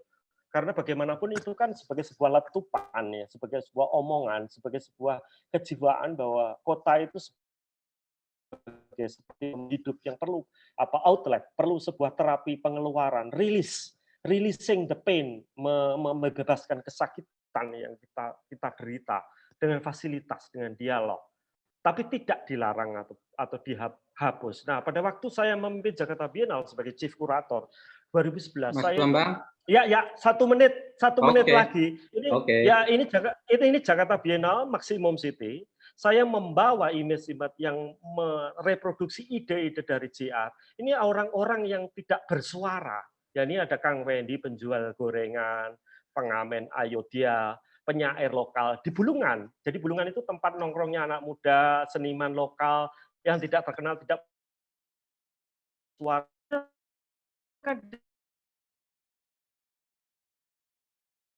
Ayodhya itu situs atau taman, ya, kota. Dengan demikian, saya sebagai kurator waktu itu sudah mencontoh bahwa seni jalanan harus dibuatkan sebuah fasilitas di mana agar ada suara-suara itu bisa keluar sebagai kota menjadi ruang yang demokratis antara dialog antara konsensus dan disensus yang terjadi. Terima kasih. Assalamualaikum warahmatullahi wabarakatuh. Maaf kalau sampai 2 jam ya. Enggak, belum, baru 1,5 jam. Oh, baik. Terima kasih. Iya, Mas Bambang, terima kasih paparannya luar biasa. Ini dari global sampai lokal, dari konsep-konsep filosofis sampai konsep visual dipaparkan semua. Tapi kita juga ingin memberi kesempatan kepada kawan-kawan yang lain. Mungkin ada yang bisa kita obrolkan. Ini kebetulan ada Puji Rahayu dari Kalimantan Barat. Terima kasih sudah bergabung. Ya, selamat malam Mbak Puji. Assalamualaikum warahmatullahi wabarakatuh. Ada Ega Wardani, dia kemarin panitia penyelenggara Banjar Mural Festival. Nanti mudah-mudahan dia juga bisa ikut menyampaikan apa yang kemarin dilakukan kawan-kawan, merespon persoalan yang penghapusan mural di Jalan RM Marta Dinata itu. Juga ada beberapa kawan-kawan yang kemarin terlibat dalam Banjar Mural Festival. Di sini ada Jeffrey, ada Big Jeff. Nah, ini salah satu pembesar. Dia memang besar kan badannya ya. Pembesar komunitas street art di jalan di Banjarmasin di Kalimantan Selatan. Nanti moga-moga juga dia bisa ikut gabung juga.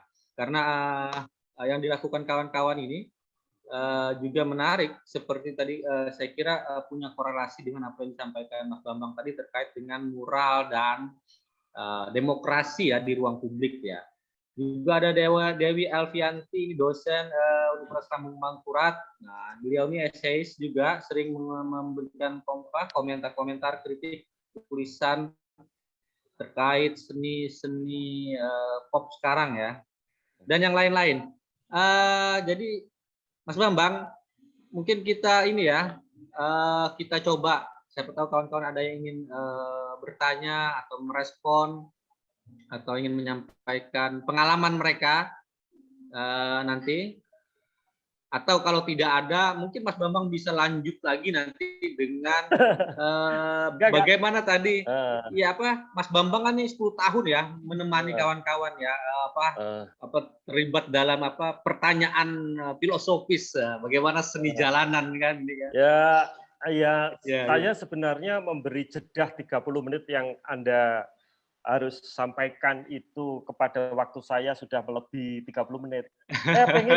Saya pengen justru teman-teman yang bersuara. Lah iya. Harus.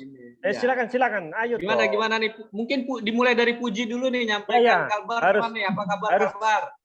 Gimana kawan-kawan seniman, muralis di Kalbar, ada respon juga nggak nih terkait dengan fenomena mutakhir ini? Silakan Puji. Ada. Silakan. Terima kasih ya jadi waktunya. Pak Bambang, terima kasih. Awalnya sebenarnya memang beberapa kawan sempat langsung sepi ya dengar isu itu. Bahkan ini kemarin kan kita tanggal 30-31 kan ada Festival Mural Nasional itu seluruh kan. Kebetulan teman-teman sempat, saya waktu itu juga sempat, karena di Kalimantan Barat kan belum begitu marak ya Pak Bambang masalah mural ini.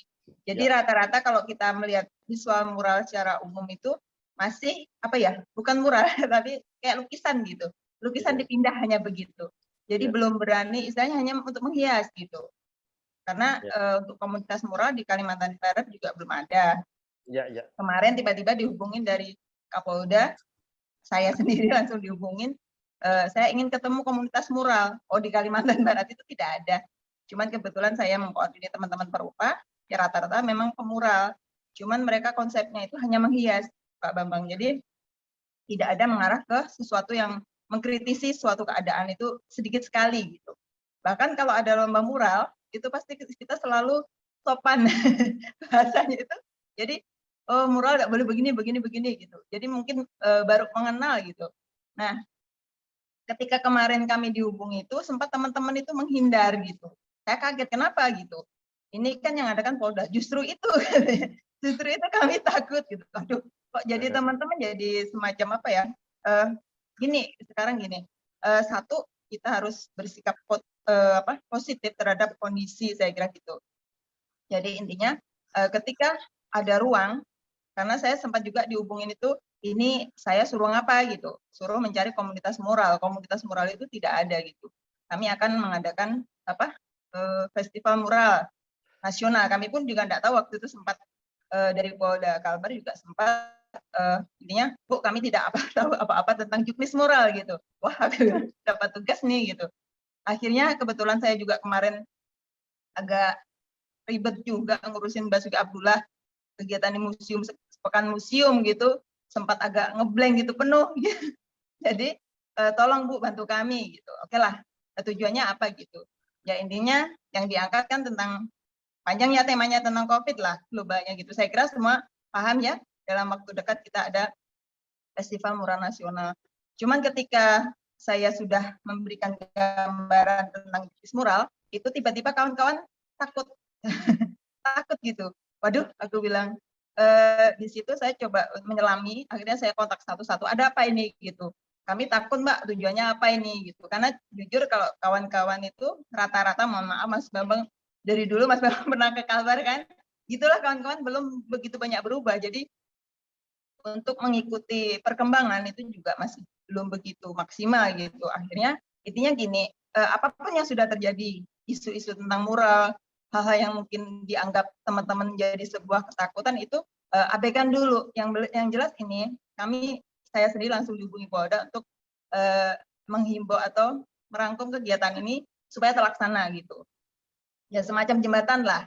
Sebenarnya saya ditunjuk pertama itu minta juknis, bagaimana sih mural sampai detail gitu kan. Habis itu minta juri. Wah, ini jadi borongan. Tapi akhirnya sampai ke kemarin technical meeting segala macam gitu kan sama juri nasional. Dan teman-teman sempat beberapa itu tidak berani gitu. Tapi saya coba memberikan gambaran pada mereka bahwa intinya ini lomba mural. Jadi intinya tetap ada juknisnya, ikutin aja. Dan alhamdulillah di lomba mural ini akhirnya kawan-kawan berani. Itu aja yang saya sempat salut juga gitu. Intinya kami dalam arti bukan apa ya, bukan pesimis tapi berusaha optimis untuk menyikapi sebuah karya seni gitu. Apalagi mural ya. Saya lihat tadi saya tertarik sama cerita Pak Bambang itu, ingin dengar ceritanya lagi sih sebenarnya, cuman saya telat. Saya kira itu perlu ada diskusi kayak gini, cuman teman-teman kadang kalau online kayak gini masih menganggap apa ya, sesuatu yang masih awam gitu, jadi susah sekali ya mengikuti alur, maunya ketemu ngobrol gitu, cuman kan kita tidak bisa. Ya saya kira poin-poin kayak gini, saya sudah share ke teman-teman bahwa ini poin penting yang harus kita dengarkan. Paling tidak referensi dari Pak Bambang gitu, poinnya itu aja yang bisa sampaikan. Mungkin di Festival Mural Nasional nanti semoga ruang-ruang untuk perupa pemural terutama mendapat perhatian lagi dari pemerintah, atau yang saat ini kan ya sudah kerjasama kepada menghadirkan bahwa kalau teman-teman difasilitasi ya alhamdulillah dapat fasilitas di lomba nanti, bahkan juga kami dari semua peserta dan ada 11 tim itu intinya itu dikasih hadiah semua gitu Mas Bambang, terima kasih ya, jadi itu aja. Jadi antara berusaha tuh. Baik, terima kasih Mbak Puji. Oke, Apakah terima bisa kasih, saya Puji. jawab? Tapi Mas Bambang, Ya. sebelum Mas Bambang jawab, ini ada yang angkat tangan. Ya, Kita Mbak kasih Dewi ya. kesempatan dulu. Ini ada Bu Dewi Alfianti, beliau dosen di ULM, juga sering menulis, memberikan kritik, komentar terhadap persoalan seni aktual di Kalimantan. Silakan Bu Dewi, silakan. Iya, Bu Dewi ada di mana ini? Banjarmasin, Mas Bambang, dosen Oh, ULM. ya, bolehkah kameranya dibuka? Kemudian nggak bisa tampilkan namanya. Silakan Bu Dewi. Iya, Assalamualaikum warahmatullahi wabarakatuh. Waalaikumsalam. Mohon maaf, Bang, kamera karena sedang tidak ini berhijab. Oh ya baik. Sedang menidurkan anak ini sambil. Baik. Silakan Bu. Oke. Silakan, Bu. Nah, jadi menarik. Jadi saya ikuti dari awal tadi ya. Jadi persoalan mural ini tidak persoalan seni lukis mata begitu ya, tapi persoalan politik, persoalan peradaban, persoalan kebudayaan, banyak tadi seperti kuliah, ini seperti kuliah umum bidang kebudayaan humaniora gitu Pak. Terima kasih. Oke. Nah jadi yang ingin ulun sampai pertanyakan itu adalah mengenai posisi seniman sendiri. Jadi seniman ini kan tanya dalam ini dia dengan pemerintah itu kan dalam rangka mengkritik ya, jadi panggungnya itu mereka apis-apis ya berhadap-hadapan.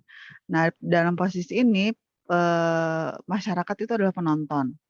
Penonton dalam artian ya para pemural masyarakat dan menyadarkan apa kealpaan pemerintah yang perlu dikritisi misalnya. Nah persoalannya adalah tadi kan ada Pak Bambang menyebutkan mengenai pencitra dari seniman itu sendiri. Nah, salah satu yang lazim di masyarakat, citra seniman ini kan kadang, apalagi yang ini ya, seni yang benar-benar street art gitu ya, itu kan kesannya adalah agak sekelompok orang yang aturan tidak match in dalam masyarakat secara umum begitu kan, citranya kan seperti itu. Nah, dengan citra maka mural yang hadir itu untuk masyarakat Indonesia ya saya melihatnya ada perang opini bahwa itu bukan edukasi kritik tapi adalah vandalisme.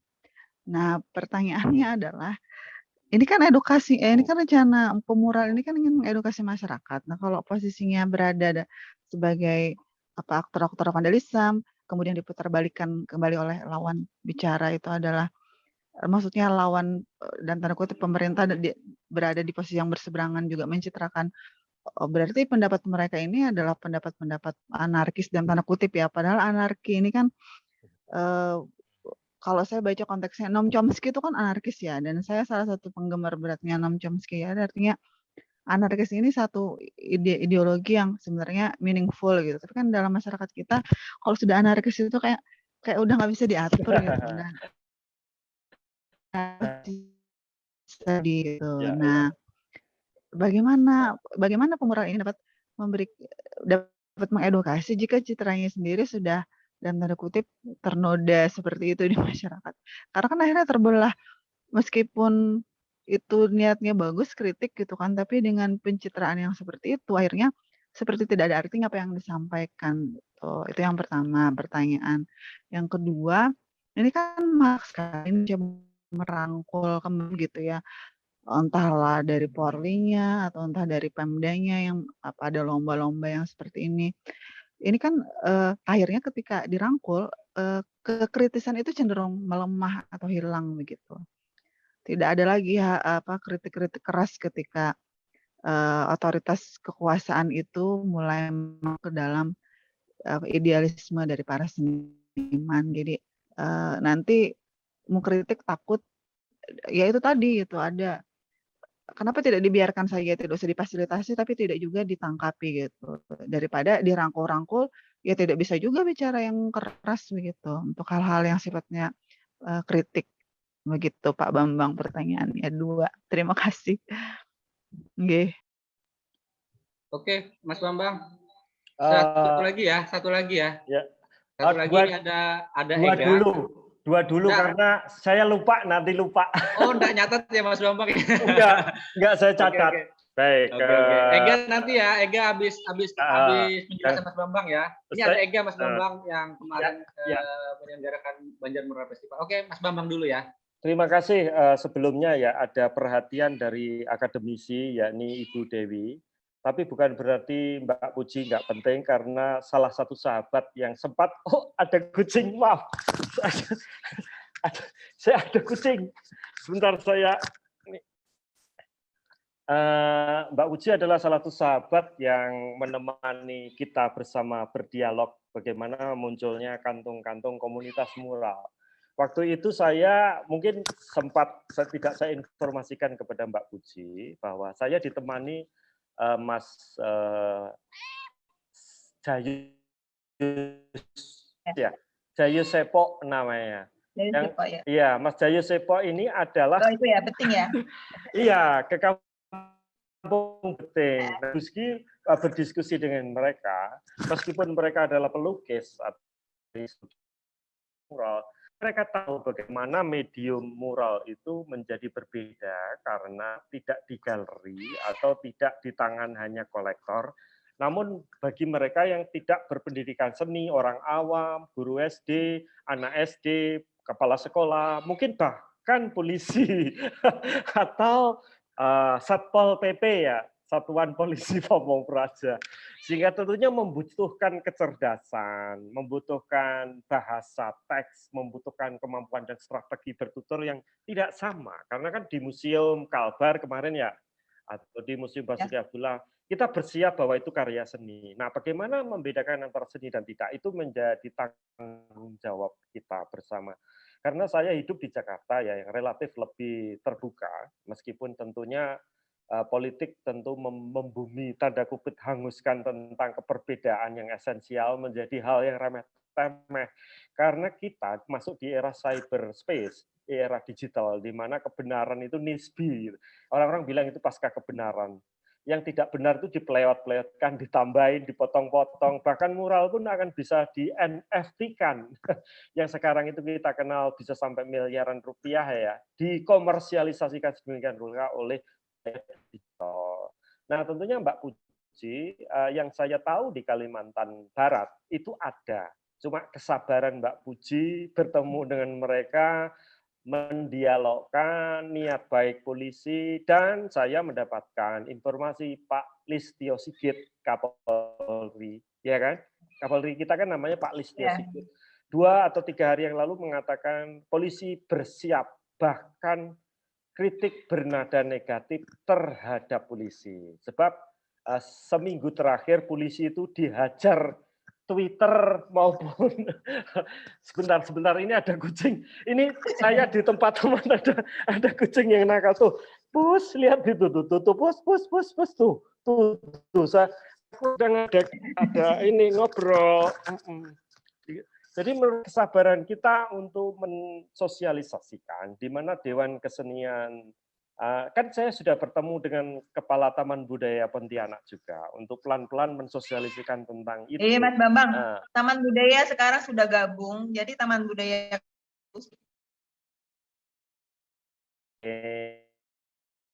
Nah, jadi tidak ada wewenang ya bagi Taman Budaya lagi. Iya. Oh, aduh sayang sekali. Tapi bukankah kita masih memiliki Mbak Puji, Mas Jayu, Abang Jayu dan sebagainya untuk bisa mengingat kembali kita sama-sama mendiskusikan konsep yang luar biasa. Waktu itu saya teringat Sultan Hamid kan. Nah, mengingat Sultan Hamid, mengingat tentang kepahlawanan, mengingat tentang mereka yang tidak bisa bicara, mereka yang punya sumbangsih besar berdirinya Republik ini, itu adalah bagian dari ingatan. Proses kurasi, jadi bukan dilombakan. Teman-teman kemarin itu banyak yang mikir ini lomba dan dapat hadiah kayak gitu. Padahal kita sifatnya kurasi, kita kasih uang apresiasi walaupun tidak seberapa. Jadi menyediakan ruang dan memfasilitasi dengan sebaik mungkin lah teman-teman muralis untuk berkarya di Banjar Mural Festival. Iya. Ya harapan kedepannya mungkin intinya dengan adanya relasi yang sudah terkoneksi ini, jadi sudah tahu kita mungkin ada forum diskusi dan kedepannya kita mau seperti apa bisa dikomunikasikan lah, kita bikin rencana yang keren mungkin kayak gitu, bisa dibantu sama Mas Bambang nanti kan sharing bagaimana nanti Mas Bambang bisa diundang ke Banjarbaru juga itu. Nah gitu, keren sekali ya. Mungkin itu Hajri, terima kasih. Oke, makasih Ega. Tadi yang disampaikan Ega. Halo. Juga bagaimana kawan-kawan NSA juga dengan dukungan Semangat Muda itu menjembatani ya antara kawan-kawan street art dengan pemerintah dan juga stakeholder yang lain, pengusaha. Itu Mas Bambang, itu yang saya kira juga menarik. Sementara seperti kata Puji tadi sebenarnya ya kondisinya di Kalsel ya mirip-mirip juga.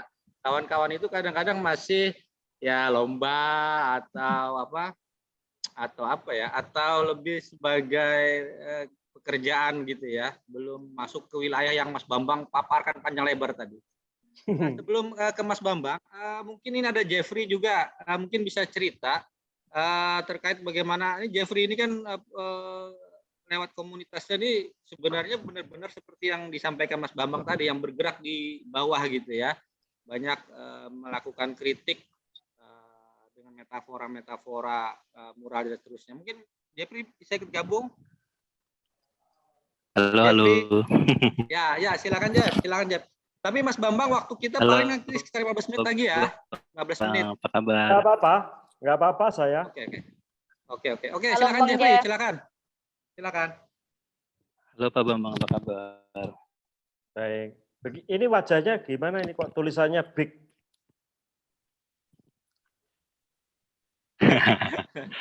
Lagi nggak pakai baju kayaknya. Oh, semua. Iya, lagi nggak pakai baju nih Pak. Biarlah jadi anonymous buat kawan-kawan. Oh ya, tadi sebenarnya pengen nambahin sih dari masalah vandalis ya. Sebenarnya saya seorang yang konseptual dan vandalis juga. Dan di sisi lain untuk vandalis street art di era sekarang gitu, ketika masyarakat berhubungan langsung dengan vandal, memang ada beberapa konflik yang didapatkan gitu ya. Nggak semua dibilang positif dan nggak juga dibilang negatif gitu. Ada beberapa vandal yang kita lakukan mungkin dalam konteks kita itu positif. Kenapa gitu kan? Ada satu momen yang vandal bisa diaplikasikan ke satu bidang gitu, misalnya di daerah kumuh misalnya, yang notabene memang nggak terlalu diperhatikan pemerintah, gara-gara vandal tadi akhirnya dinotis sama pemerintah dan akhirnya diperbaiki semuanya di situ. Dan itu sudah terjadi di Banjarmasin, khususnya di Jembatan Es Parman di daerah Kayu Tangi. Dan itu yang kita vandal habis jembatan itu dan akhirnya dinotis sama pemerintah, yang akhirnya dicat ulang dan dibagusin. Nah, konteks vandal hari ini itu sudah beda pandangan gitu, beda persepsi di mana kita melihat itu negatif, tapi nyatanya realita lapangan beda gitu. Jadi kadang-kadang yang konteksnya mengedukasi nggak langsung nembak kayak mengajarkan ini Bapak Budi itu Bapak Budi gitu. Jadi kayak konteksnya tuh kayak lebih apa ya, lebih nggak terlihat sih memang ketika itu sudah terlaksana dan akhirnya sisi positifnya bisa kita ambil Vandal hari ini jadi tata kota gitu sih sebenarnya. Dan ketika masyarakat atau ruang publik bersentuhan langsung dengan mural ataupun coret-coret pinggir jalan, sebenarnya dengan kita menjelaskan dengan baik sebenarnya itu bisa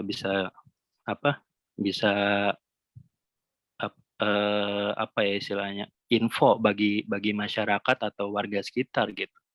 Dan itu akhirnya yang tadi yang sifatnya mendidik tadi, bukan tanda kita mau menggurui ya, cuman kita sharing gitu ke masyarakat dan akhirnya mural memang sesuai fungsinya di ruang publik gitu sih sebenarnya. Gimana Pak Bambang? Mas Bang Hajri harus lewat moderasi dengan dulu. Bang Hajri harus moderasi bagaimana? Diizinkan? Oh ya. Jeffrey sebenarnya ada ide yang menarik tuh Mas Bambang, mau mural di pinggir sungai katanya, mau siap. mau juga ngundang jaringan kawan-kawannya yang di luar juga. Ya sebenarnya sih itu udah ide lama tapi nggak terrealisasikan karena kawan-kawan di sini kurang siap dalam artian dari tenaga dan segala-galanya gitu. Dan saya melihat langsung, maksudnya kayak di lapangan memang belum mampu untuk melakukan itu gitu. Cuman memang ketika itu sudah bisa terlaksana pasti dikabarin sih, pasti bakal seru sih itu, dan kawan-kawan seluruh Kalimantan bakal kesini lagi. Baik, bisa saya respon Pak Hajri? Oke, silakan Mas Bambang, tapi waktu 10 menit ya. Ya, baik. Saya akan menyampaikan selamat kepada Ega dahulu. Tadi kan Ega sudah menyampaikan pernyataannya. Itu kan baru awalan ya. Dan karakter dari teman-teman seni jalanan, street art, mural, wet piece, graffiti maupun stiker itu memang berbagai motif ada gitu. Ya, ini kalau di Jakarta karena memang masyarakatnya dan dukungan dari kantung-kantung seni begitu banyak dan juga perguruan tinggi seni tentu Jogja, Bandung, Jakarta dan juga Bali, Padang dan sebagainya di luar.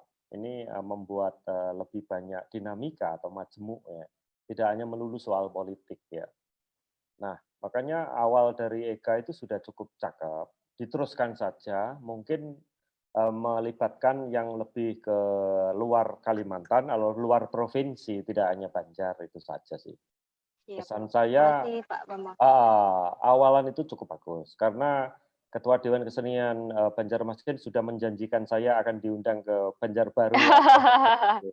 Kita lihat tahun depan saja. Dan tentunya akan lebih baik kalau itu dipicu oleh satu frame atau kurasi yang ketat. Jadi kurasi yang ketat itu maksudnya bukan membatasi, tetapi memancing ingatan, memancing perilaku, memancing kondisi, memancing isu-isu yang tidak hanya soal COVID, tapi juga kreativitas, bisa survivalitas, dan sebagainya. Saya merasa bahwa hari ini itu sebenarnya kan berhutang pada tahun 80 ya, di luar negeri yang ada pabrik spray can ya, baju distro tahun 90 juga, di mana pop culture atau budaya pop itu menciptakan musik-musik bawah underground, hip hop, musik, graffiti, sehingga semangat untuk do it yourself itu semuanya hampir seluruh dunia.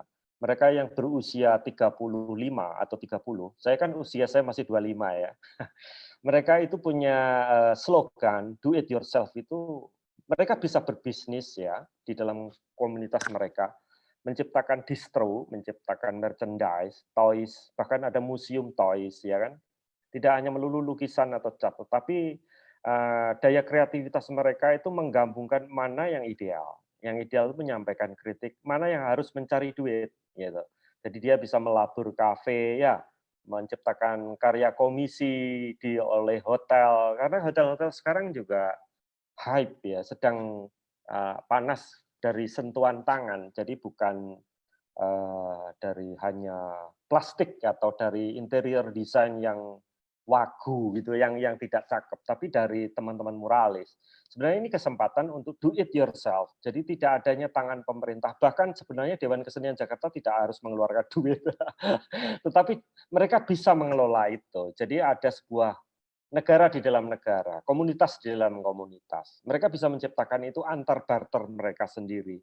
Mereka berjualan spray can, apa namanya, cat semprot itu. Mereka berjualan cat, mereka berjualan t-shirt, sneaker, topi, ya, baseball, apa saja yang bisa menciptakan apa yang disebut sebagai konsep do it yourself.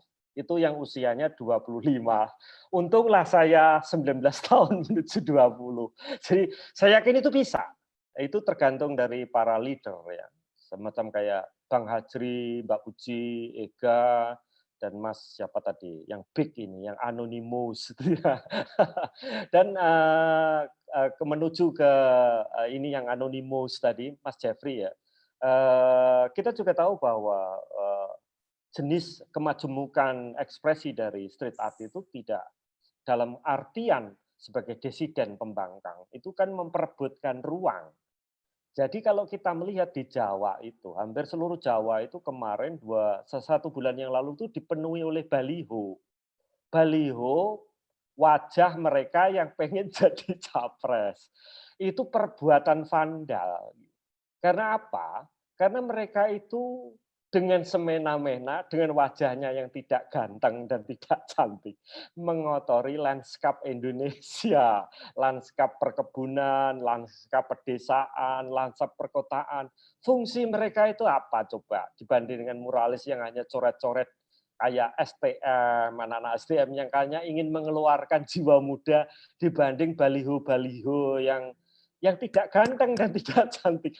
Pada waktu yang sama, hampir merata di seluruh Indonesia, vandalisme itu bisa berubah menjadi wajah yang mulus. Produk-produk Samsung, saya menyebut ya, bukan produk gadget, produk mobil, perumahan, itu juga mengganggu. Apakah itu yang kita butuhkan?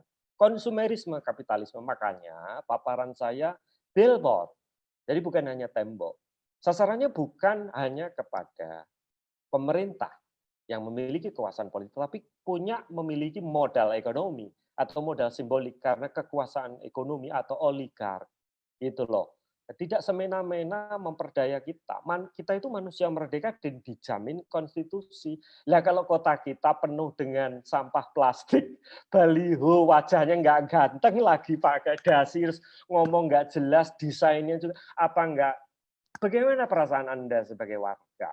Nah, tugas Anda untuk menyampaikan kritik, baliho-baliho pilpres yang belum waktu, kecuali musim pilpres. Ya kemarin kan adalah entah dari partai politik mana, dan kemudian pada masa kini juga, dan sudah puluhan tahun, sejak 80-an, billboard itu tata ruangnya kacau. Maka di mana ada arsitek, desainer, seniman, dewan kesenian, itu harusnya memiliki standpoint, sikap untuk memiliki legal.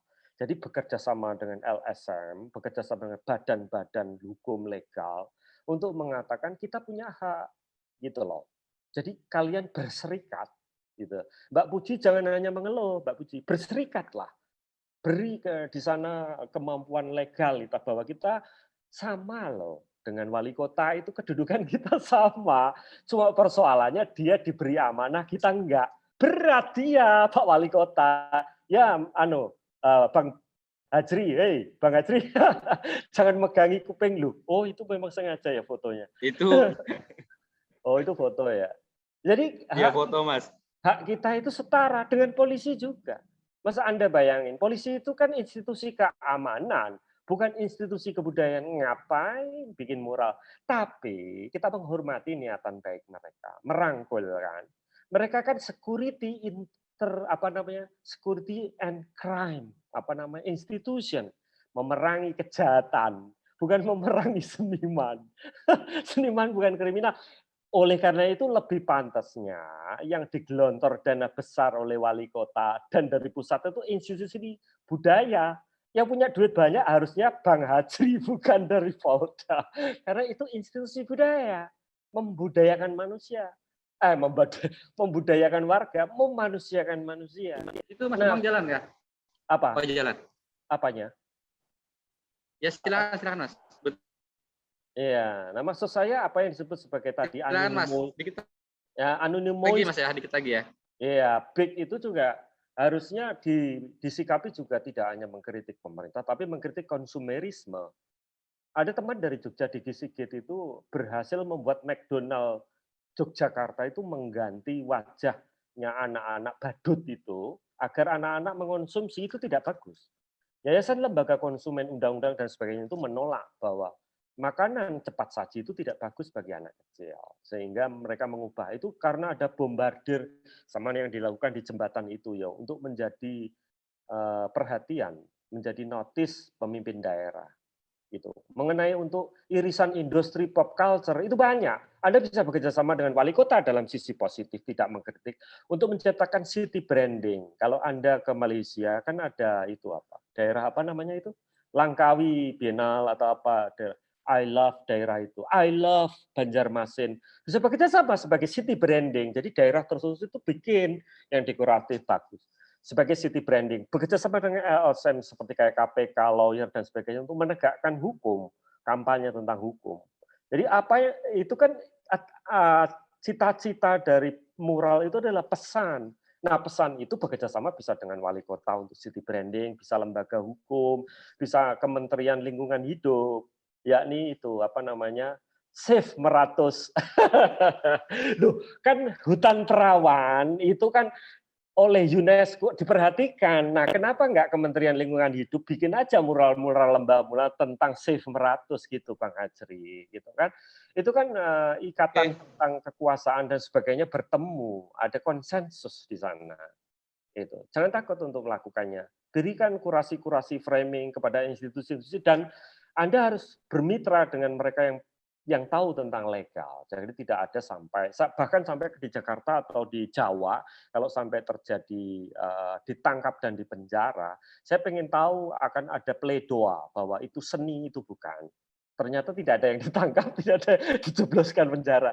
Saya sebagai kurator, kalaupun di penjara 3 bulan, asalkan tidak diracun ya, saya akan membuat buku pledoa tentang seni sebagai sebuah suara. Gitu. Saya potong ya.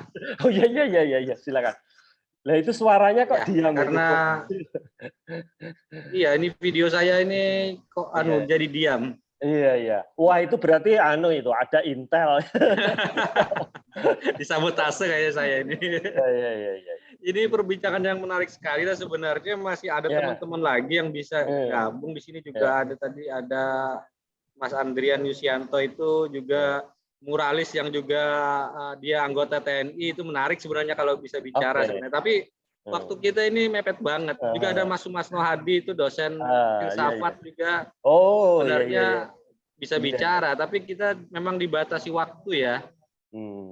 Memang dibatasi waktu, jadi tidak bisa lagi. Iya, nggak apa-apa lah. Diakhiri, saya tinggal menunggu kapan akan beranjang sana dan membaca puisi di Banjarbaru. Oke, nanti kita ngobrol langsung, Mas Bambang. Mudah-mudahan nanti bisa difasilitasi Ega atau Dewan Kesenian nanti ya. Kampung buku. Siap. Dan juga lukisan tasawuf. Oke. Ya. Terima kasih semua ya. Mohon maaf. Terima kasih Mas Bambang yang sudah memberikan waktunya, memberikan kesempatan kita mendengarkan kuliah yang ini berapa SKS ini. Luar biasa ini. Sharing saja. Iya. Semoga ini jadi ini ya buat teman-teman muralis yang ikut gabung juga bisa jadi tambahan informasi, wawasan. Dan kita nanti bisa buat yang lain lagi. Ega nanti bisa juga dengan kawan-kawan Banjar Mural Festival bisa jalan lagi. Puji juga di Kalbar bisa meramaikan di sana. Ya tapi iya. Terima kasih sekali lagi Mas Bambang semuanya. Akhirnya kita dibatasi waktu juga. nanti ini walaupun tidak terlalu banyak yang berpartisipasi, tapi perbincangannya cukup hidup ya, cukup ramai ya.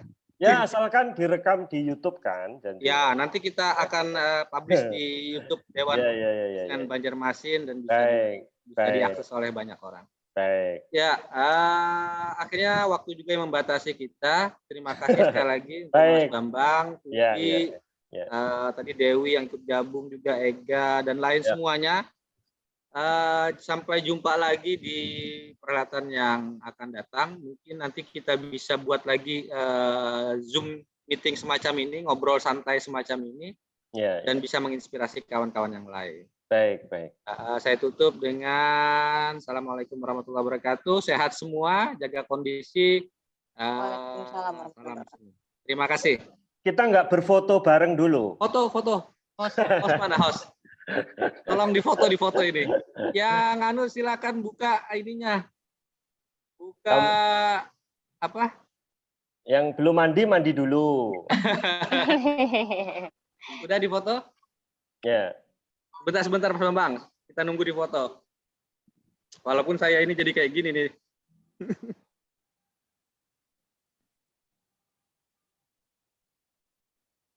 Sudah? Oke. Terima kasih ya semua ya. Sampai jumpa. Assalamualaikum warahmatullahi wabarakatuh. Sampai ketemu lagi. Thank you Bang Andri, thank you semuanya.